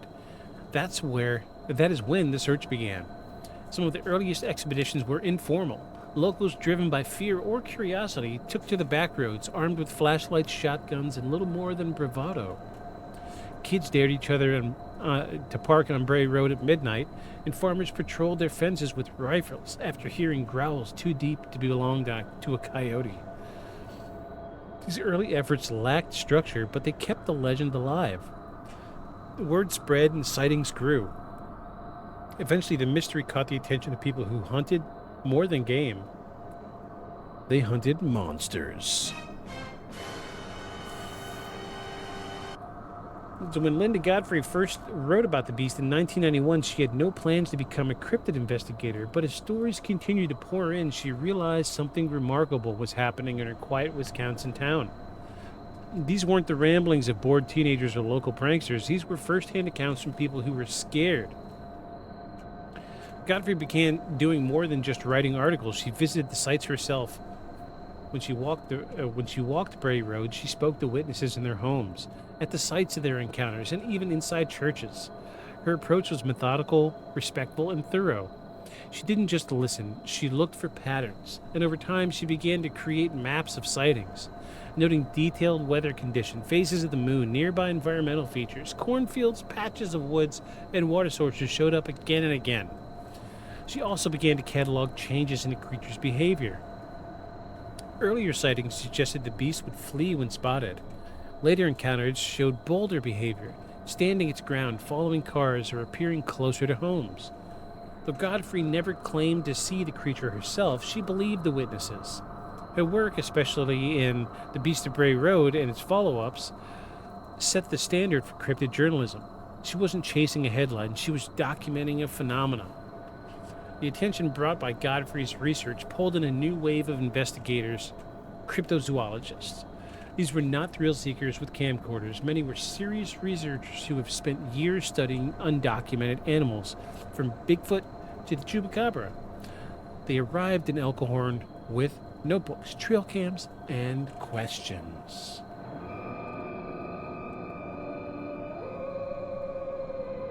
Among them was Jody Cook, a prominent dogman investigator who had been collecting sightings across the Midwest.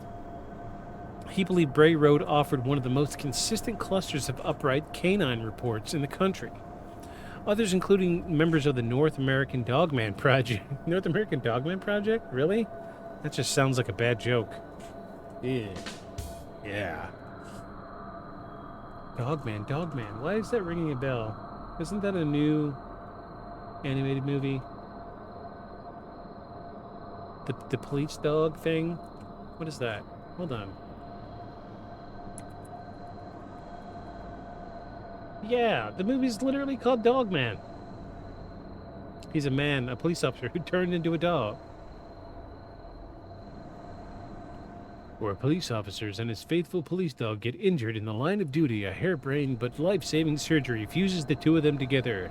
And Dogman is born. Wait, I should do this with the... And Dogman is born. A Dogman learns to embrace his new identity. He must stop feline supervillain Pity the Cat from cloning himself and going on a crime spree. Dogman, everybody. Dogman. Yeah, it's an animated movie. It looks like obviously a kid's movie.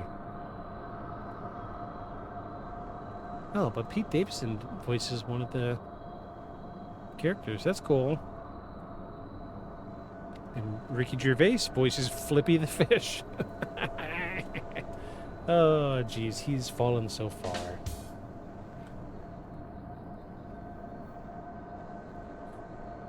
Their methods varied. Some deployed motion-activated cameras in fields where sightings had occurred. Others used infrared and night vision optics, hoping to catch the creature at its most active hours, between dusk and 2 a.m.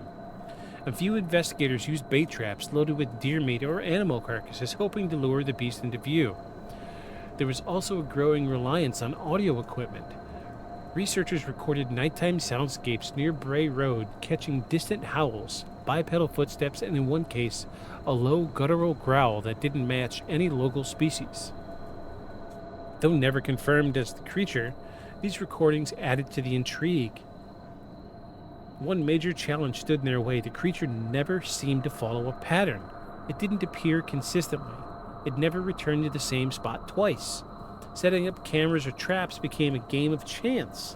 Investigators described long nights of silence broken only by the rustles of raccoons or the cries of owls. And then, just when they gave up hope, someone else, miles away, would report a sighting that same night.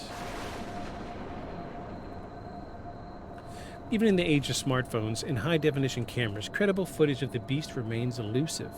Several blurry photos have surfaced. Some videos depict tall, shadowy figures moving through fields or along trees, and in most cases, the lighting is poor, the motion unclear, and the distance too great.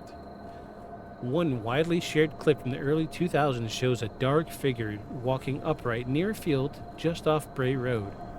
The creature appears to move quickly, but skeptics argue it could be a person in a suit or a case of mistaken scale.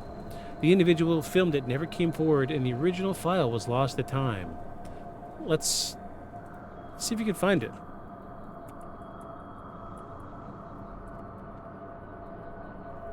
I want to see if we can find it. Surely, right?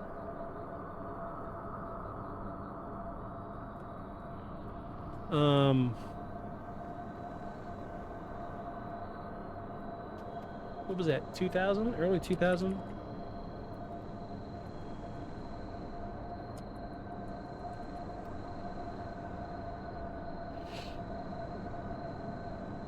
Come on, somebody, anybody.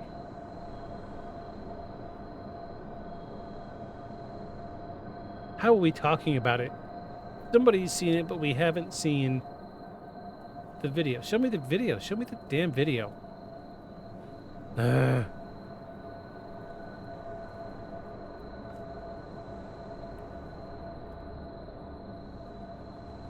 Come on.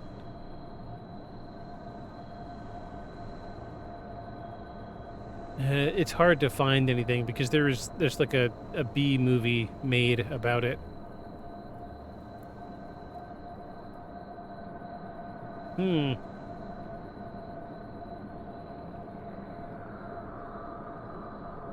Yeah, I'm having trouble nailing it down. It's a movie trailer. These are obviously not it.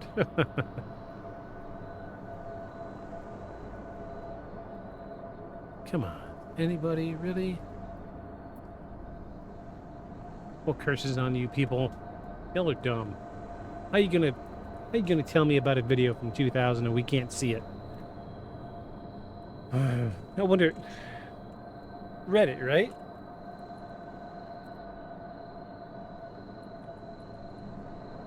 Surely somebody's got it. If anybody's got it, Reddit's got it, right?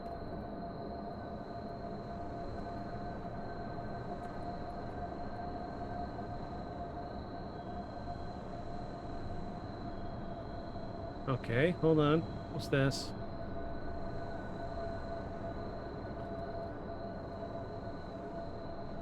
No. Oh, wait. What's this? Hold on.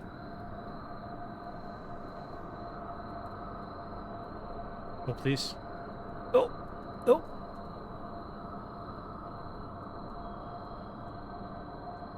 Okay, let's do this. Let's bring this up. Ready for the win. Look at that.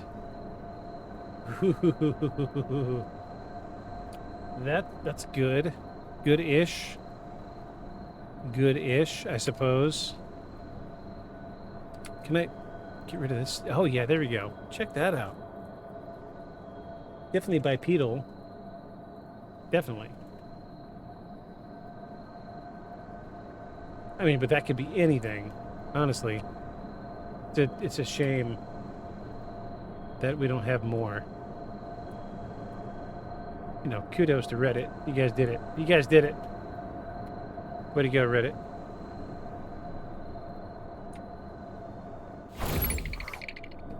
Anywhoots.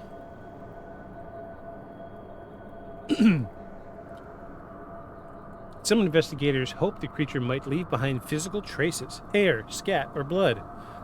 But no samples were ever recovered from the area have ever yielded physical results.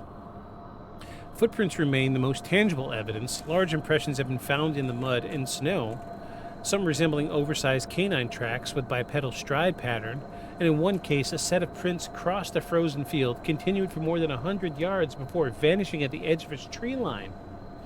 Plaster casts were taken, but degradation and inconsistent conditions made the identification difficult. The environment itself posed problems. Rural Wisconsin is dense with wildlife. Coyotes, wolves, black bears, feral dogs roam freely. Tracks get muddled, scents disappear quickly in winter. Heavy rainfall or plowing can erase evidence within hours. And then there's human interference. After the story gained popularity, pranksters began showing up in makeshift werewolf costumes, hoping to scare or trick passerbys. Some wore fursuits or lurked in near tree lines. A few left fake prints in dirt, and these hoaxes didn't just muddy the waters, they cast doubt on legitimate reports. Investigators had to become experts in distinguishing real encounters from attention-seeking stunts. And still those who had spent time on the ground believed the truth was buried beneath the noise. So by the late 2000s, some researchers brought experimental tools into the field. Thermal drones flew over fields at night, looking for heat signatures that didn't match known animals. EMF detectors, usually used in ghost hunting, were deployed to measure fluctuations in areas where witnesses felt the creature had been. In some locations, investigators picked up erratic electromagnetic spikes, brief localized anomalies that defied easy explanation. The crossover between cryptid hunting and paranormal investigation grew stronger. Some witnesses claimed to see the creature appear and disappear in ways that didn't seem natural. A few described seeing blurry distortions, almost like heat waves, just before the beast emerged. One man even claimed to witness the creature vanish behind a tree, only for it to never emerge from the other side. Skeptics dismissed these accounts as fear-induced hallucinations, but others saw them as hints of something stranger. If the creature wasn't bound by normal biology, then traditional hunting methods might never work. You couldn't trap something that didn't follow the rules of the natural world. So many investigators walked away from the search frustrated, and others became obsessed. Some spent years returning to the same fields, hoping for a second encounter. They set up camp, they left trail markers, they logged environmental conditions, hoping to find a pattern. A few gave up on finding the beast and focused instead on the witnesses. They interviewed farmers, old women, truck drivers, teenagers, many of these people who had no reason to lie, no book deal, no podcast. Hey, podcasts. No desire to be on camera, they just wanted someone to believe them. One young man, a welder in his 20s, told an investigator that he hadn't gone hunting since the night he saw the beast. It had watched him from a ridge, standing in a silhouette under the moonlight. He described the feeling of being measured, like prey under scrutiny. He gave up on the sport. Quote, "I used to think I was the one in control," he said. "That night reminded me I wasn't even close." That's a good quote. That's a good quote. Good job.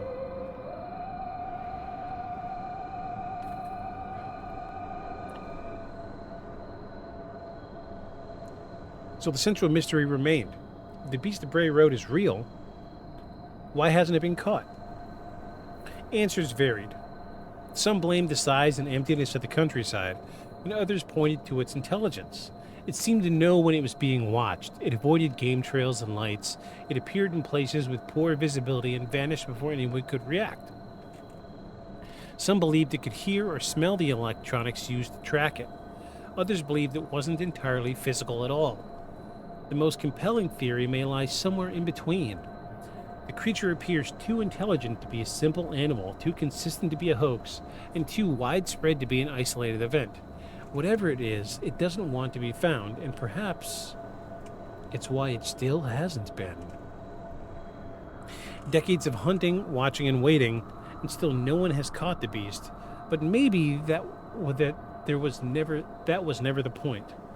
Maybe the answers aren't out there in the cornfields. Maybe they're hiding somewhere else. Maybe they're hiding somewhere else.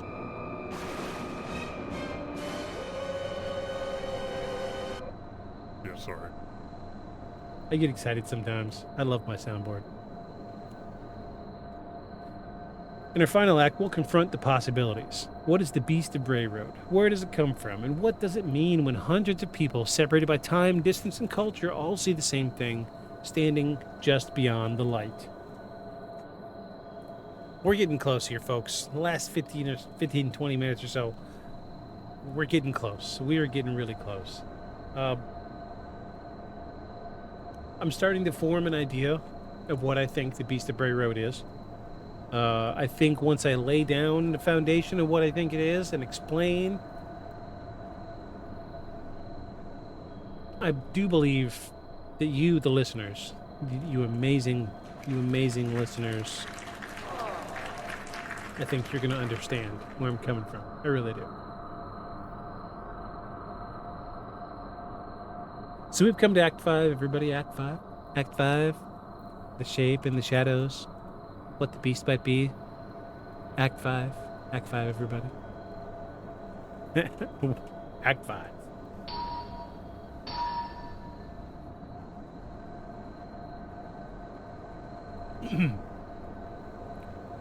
Easy peasy. This is all coming together now. It's coming together.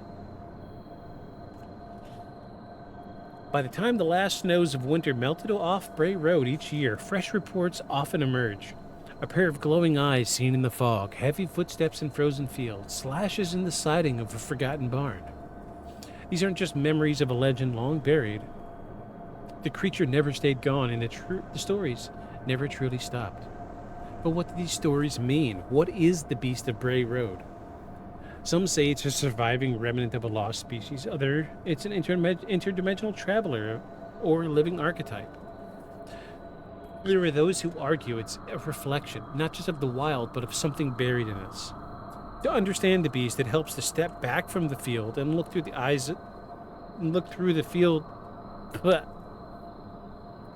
can't read. Let me try this again.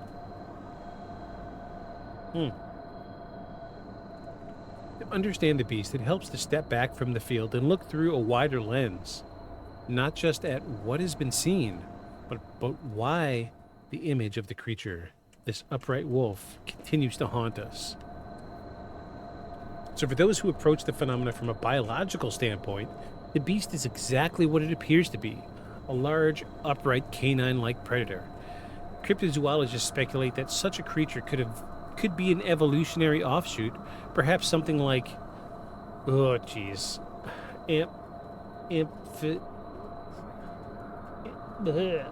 I'm not good with Latin. Amphicyon, that's it. Amphicyon. There we go. I knew that. I was testing you. See if you'd get it before I did. The so-called bear dog of the Miocene epoch, re-emerging in some isolated ecological pocket. Others propose a mutation or an adaptation of a known species like the gray wolf or the eastern timber wolf, explaining the upright posture as an evolved survival trait. Skeptics of this view often ask straightforward question: where's the body? If it's an animal, why hasn't it been shot, trapped, or hit by a car? Supporters counter with an equally valid point. Many rare animals have lived and died for centuries without even being fully documented. The giant squid was dismissed as legend until recently. The okapi remained myth to Western scientists until 20th century. The beast may be rare, intelligent, and uniquely skilled at avoiding humans, perhaps even more so than large cats or wolves. Its habitats, quiet roads, deep woods, or cornfields, often cover, especially at night. And if the creature has a small population or migrates across vast areas, it could explain the sporadic nature of the sightings. It's out there, just not for long and never when you're ready. Another theory pushes the limits of science and reason and suggests that the beast isn't an animal at all, at least not one from here. Those who subscribe to the view often cite the high strangeness surrounding the sightings, electrical disturbances, the sudden appearance and disappearance of the creature, reports of it vanishing without a sound or leaving no tracks, witnesses who describe feeling dizzy, confused, or off in its presence. These details echo characteristics of ultra-terrestrial or intradimensional entities, beings that don't live in our world permanently, but instead slip between dimensions, appearing briefly before returning to wherever they came from. It's not a new idea. Paranormal researcher John Keel, which we've talked extensively about in John Keel in Season 1, known for his work on the Mothman, hey, that's a local legend here, often wrote about the phenomena that bleed through into our world from others. Some UFO sightings, cryptid appearances, and even hauntings seem to follow this pattern. Sudden manifestations, temporary physicality, and then nothing. Applied to Bray Road, this could explain why the beast has never left behind a body. It's not from here, it doesn't stay here, and it doesn't follow our rules. Of course, this theory is difficult to test, but it offers an intriguing framework. If the creature is a visitor rather than a resident, then perhaps its purpose isn't predatory. Perhaps it's observational, or worse, experimental.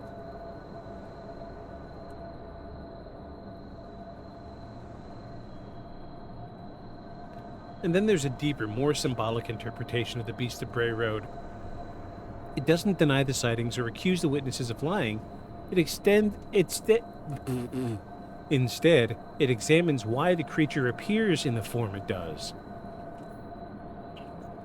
The upright wolf is an ancient image. It surfaces across time, continents, and cultures, often embodying the shadow self, the animal within, or the fear of losing control.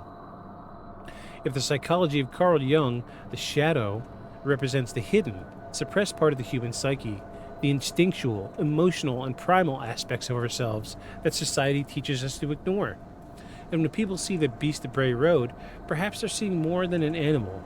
Maybe they're glimpsing an idea, a subconscious archetype made visible, not in a dream, but in a cornfield. This doesn't make the beast imaginary. In fact, Jungians argue that the archetypes often express themselves through real-world events and shared visions, They're called synchronicities, moments where the internal and external world align.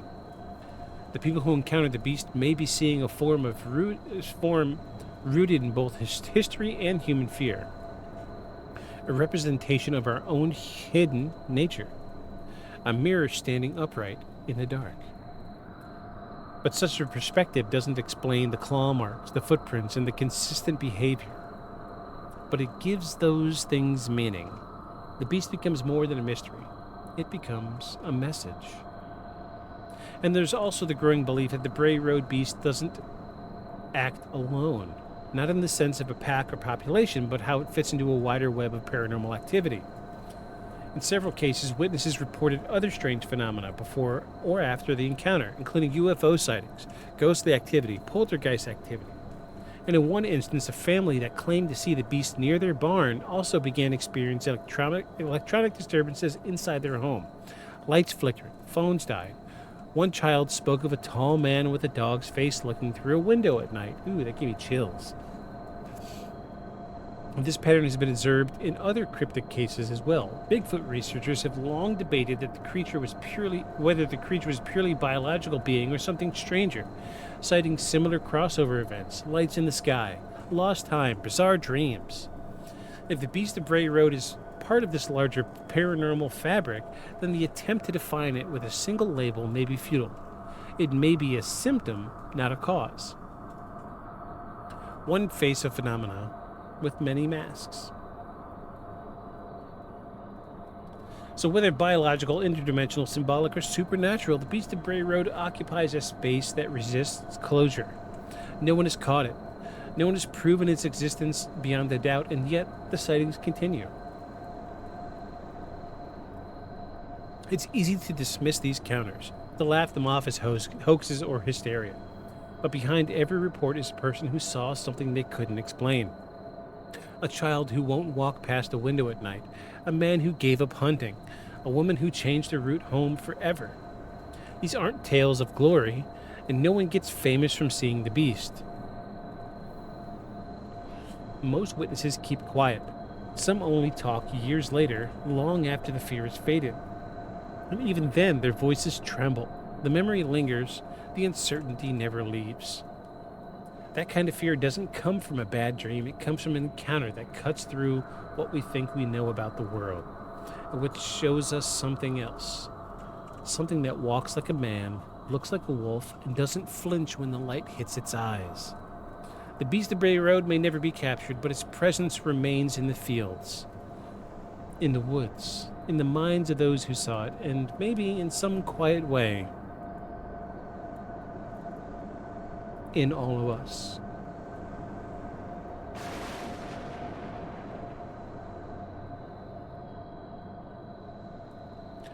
So let's break it down. What are we thinking? Lip, I know you're here. So, Lip, I'd like to hear what you think the Beast of Bray Road is. You think it's real or not? And if you think it's real, what do you think it is?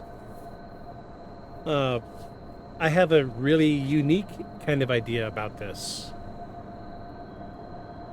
I'm definitely not following... I'm not going to follow, you know, the traditional train of thought on this. I think it's the same thing I thought it was at the start. Wolf walking upright. Okay. I don't hate this idea. I don't. Sorry, I'm looking to see who's streaming, who's got the lowest number, so I can rate them when we're done.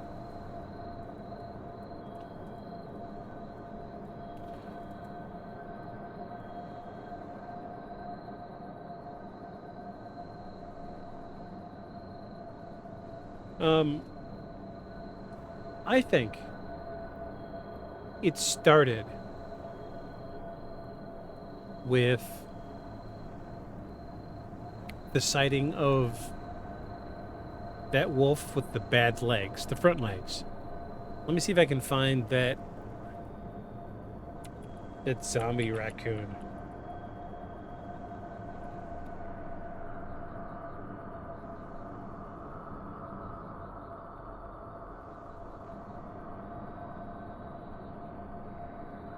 Come on. Where's it at?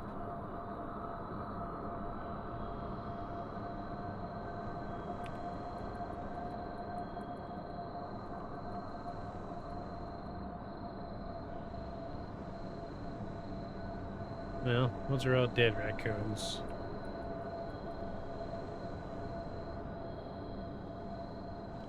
Jeez, where's it at?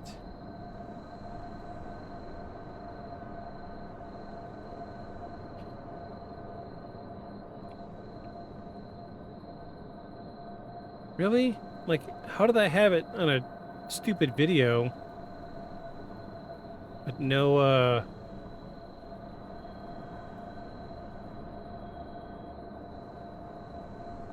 Huh.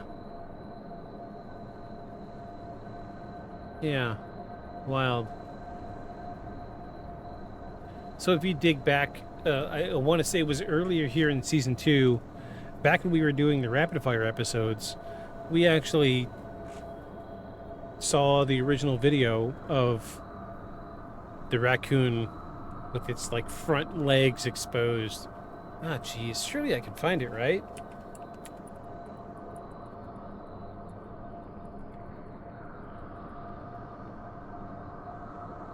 You would think.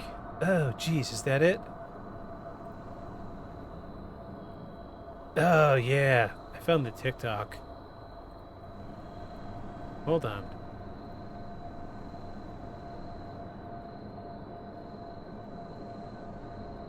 Oh, yeah. This is horrifying.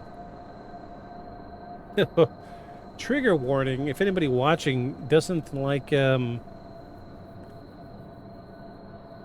violence and I don't want to say the word violence, but graphic, this is, you know, heads up, graphic imagery coming. Be warned, this is not for the faint of heart.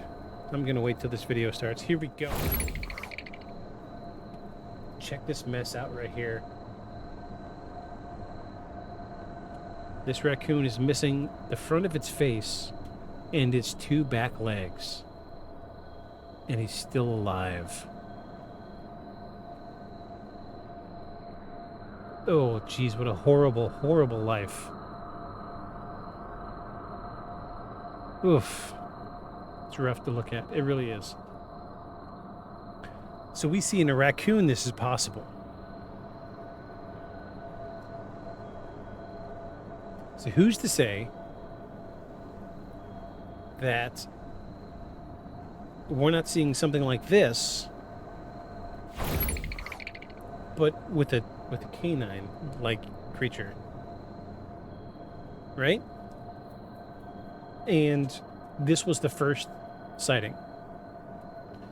The first sighting that made all of this happen in this area. No, I can't speak on the rest of, you know, the United States where their sightings come from. So we do know that there is some deep folklore involved with, you know, wolves that walk upright in the area. And so we're talking about central northern part of the United States. I used to live in Michigan. I remember hearing these stories when I was a kid.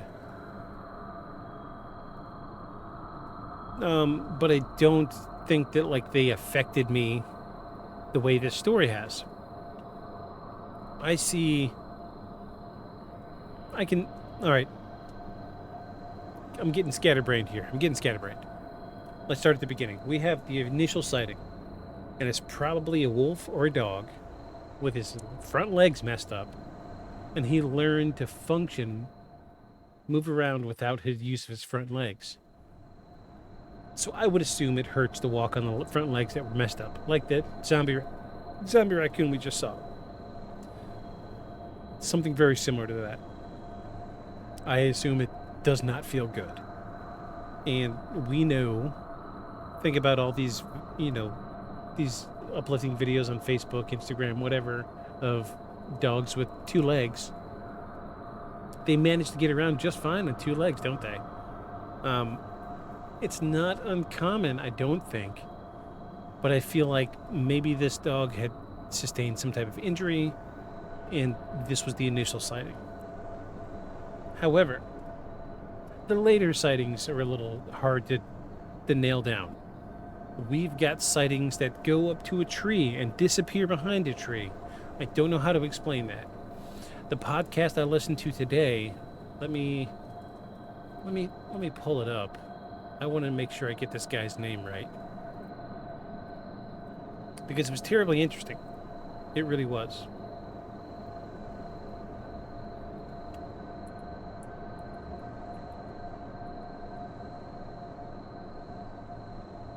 East of Bray Road.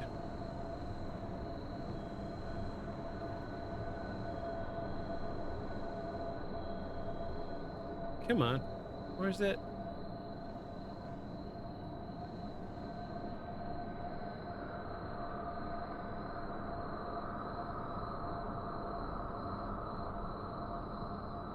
Where's the stupid episode I watched today?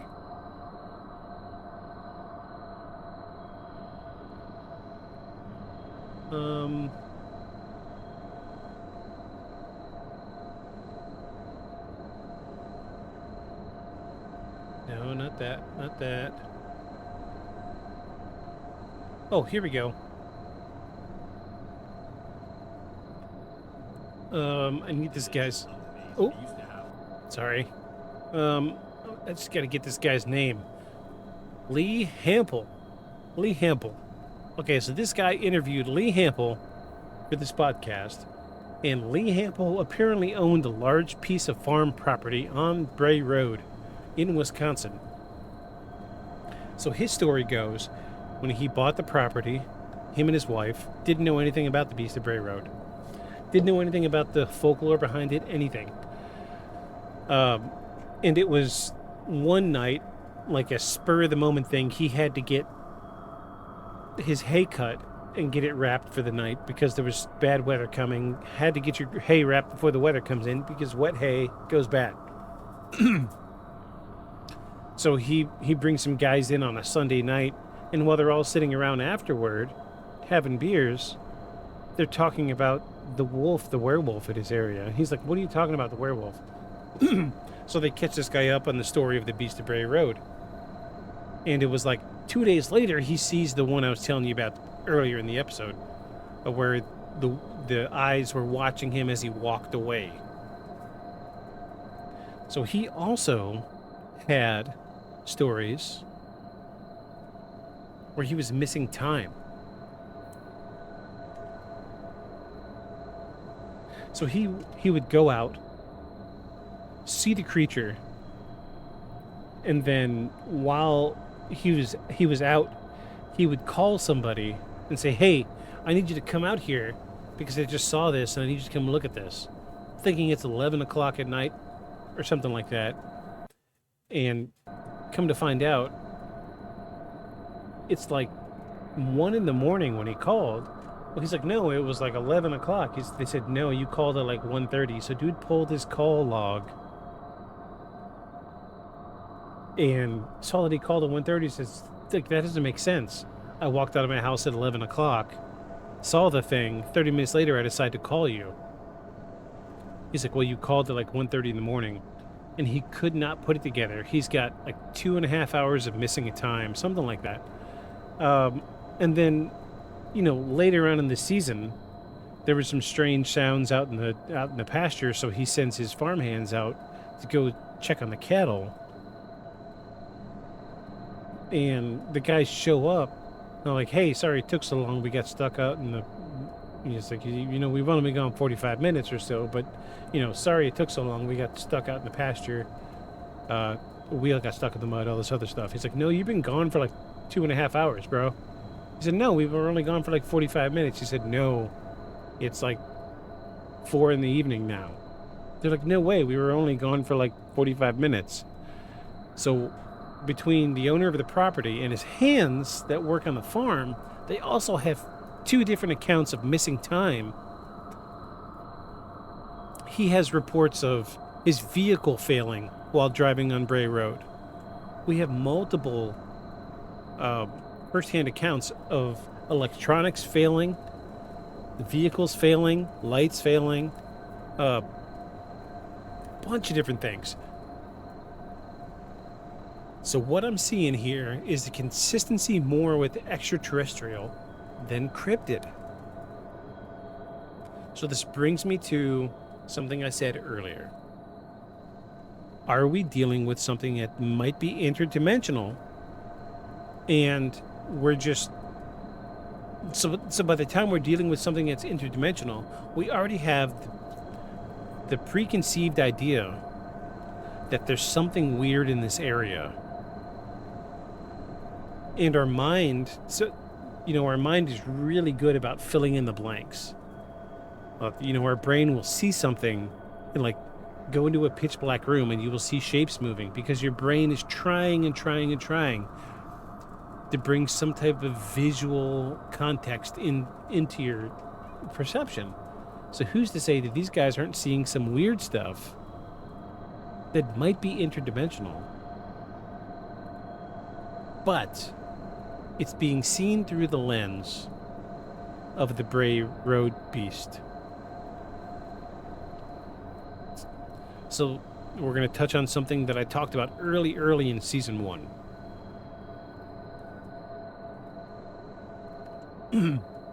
That there is a certain type of interdimensional being that when it shows itself to you, it will present itself to you in the way that makes the most sense to you. You dig? You see what I'm saying? I know, it's a lot, but we have seen this. This is not a new thing. Early on in the Skinwalker Ranch, this is something that was very prominent in the Skinwalker Ranch. They went in there with this preconceived idea that there was aliens, extraterrestrials, portals, and they believe, after many years of study and research, that there is something happening, and they believe it's interdimensional, but they believe that these interdimensional beings are presenting themselves on Skinwalker Ranch as what they want to see. So who's to say we're not dealing with the same thing here? We're dealing with rural countryside, just like Skinwalker Ranch. I don't want to use the word very isolated because we looked at Google Maps. It's not super isolated. It's out there in the country. I could find some roads like that here by my house, sure. But who's to say that these interdimensional beings aren't coming through? And who's to say that they aren't presenting themselves in a way they're tapping into something subconscious to present themselves to be what you want them to be? I mean, this is definitely part of something we talked about. We talked about it in season 1, I know, when we were talking about the Skinwalker Ranch. But we did touch this on the Skinwalker Ranch episode earlier this season. It's not super far-fetched. And this idea can be applied to a lot of things. So if you're out in the woods and you're looking for Bigfoot, you're going to find something that reminds you of Bigfoot, because there's something in the back of your brain that wants to put this evidence together. Something's happening that's making what you want to see come to light. I don't necessarily think that this is paranormal. I don't. You know, at this point in 1989 was the first real sighting, and we don't have much photographic evidence other than some weird, upright walking dog with some bony front legs. I want to believe that this is something to do with the belief that you're out there looking for something is manifesting itself. I don't know. Maybe I'm rambling a little bit, but I don't think this is necessarily paranormal. I wouldn't call the Beast of Bray Road paranormal. There's probably been a real, like a handful of real sightings but nothing I would call solid. So, you know, when you come at me with a story, you better come with some good evidence, because I'm a little too skeptical. I really, really want this to be paranormal. And if I were to grasp at paranormal straws, I would say interdimensional. Something interdimensional is happening here. And they're blipping in between dimensions. And again, they're probing our brains to see what we want. You know, what could we present ourselves to be that would be the least shocking and jeering to them. I mean, in a perfect world, it would be like, you know, a significant other or your mother or something like that. But on Bray Road, people have a preconceived idea about the beast of Bray Road. So, I mean, yeah, I'm rambling, but I'm going to say that this is not paranormal. I'm sorry. Probably saw a few legitimate sightings, like the photo we saw earlier. A wolf or a dog with fucked up front legs. I'm not going to say this is paranormal. I'm sorry. There's just not enough evidence. I got to have more evidence than that. Got to have more evidence. So with that being said, let's take a look. What are we doing next week?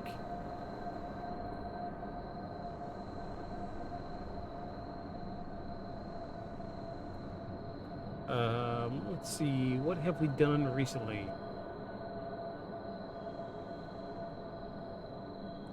So last week was UFO. The week before was a haunting. We had another UFO, another cryptid. So I think we're in for, I don't know, maybe something conspiracy theory aligned. That or something ghost related. We've got a couple recommendations here on the dry erase board from a previous viewer. We're probably going to, I don't know, conspiracy theory sounds good. What do you think, Lip? You want to hear a conspiracy theory or something ghost related?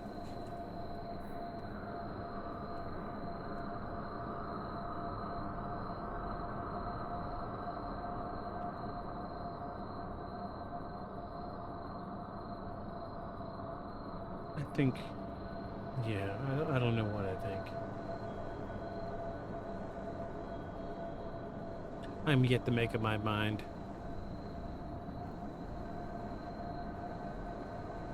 Depends on the conspiracy, I guess, but I tend to prefer ghost stuff. Okay, let's lean into some ghosts next week. We've got two recommendations. We have the Mad Queen of Castle Rising and the Adam and Eve pub. I think that's in either the UK or Australia. I forget precisely. I don't see anybody worth rating on the Twitch, so we're just going to end it. You know, we might rate somebody with our little one viewer. You know, let's try to get some new random people in here. We'll find somebody to raid. So, let's see, creator dashboard. Stream manager. Cool.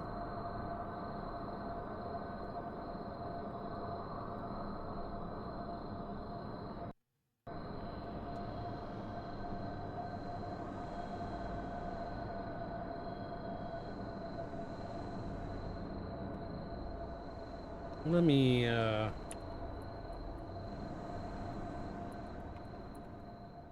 Okay, hold please. I need to use the restroom right quick, and we're gonna figure out somebody to raid. Hold please. I'm gonna go watch Jim Russell _after. He talks about this kind of stuff. Jim Russell. I think I'm following him. Hold on. I'll be right back, and we'll look him up.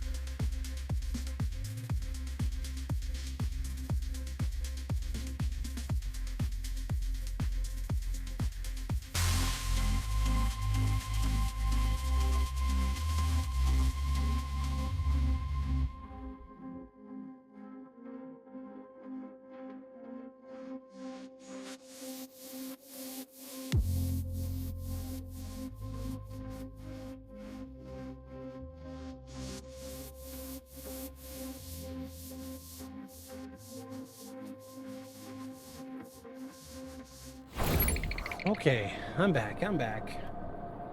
Jim Russell. Jim Russell underscore. Let's find him.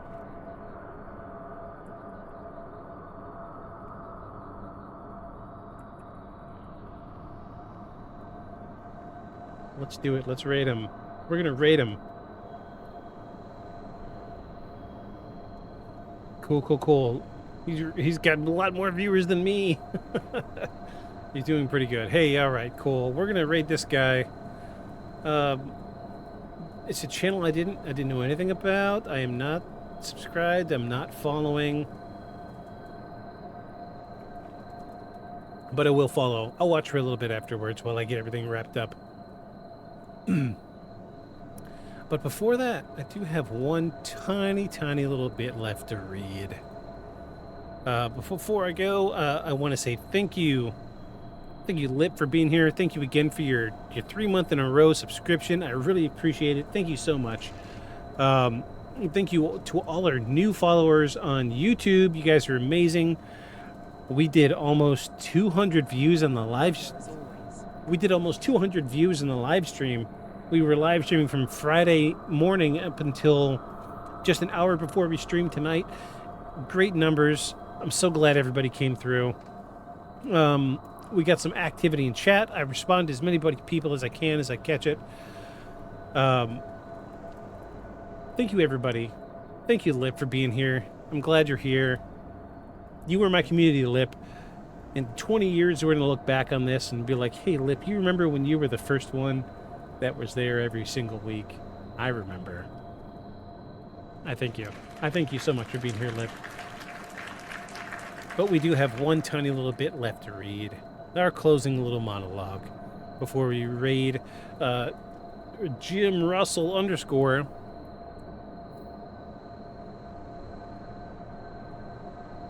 Let's do this. Thank you for joining us on this journey through one of the strangest, most enduring cryptid cases in American history. What's Dawson Bray Road is more than just a monster story. It's a phenomenon, a riddle, and perhaps a glimpse into the unknown.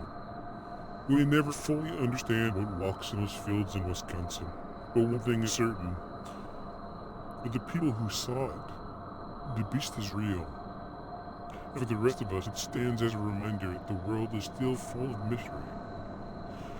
So whether it's flesh and blood, something from another dimension, or the shadow in our own hearts, the beast Bray Road is out there. And if you're driving along on a foggy night near Elkhorn, Wisconsin, keep your eyes on the roadside. And keep your doors locked. But no matter what you do, make sure you follow us. Beyond the shadows. Good night, everybody.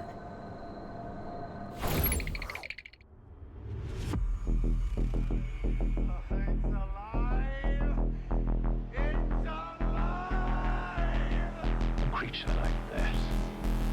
How would it ever die? And this monster starts running right at me. Annihilated by nuclear bombs. Beast is not dead. I put 4 bullets into him. Oh, you're crazy. But I saw that monster too. All I want is for someone to believe me. Contaminated. Face. Horrible. Looked like it would scare you to death. All right, let's get to work.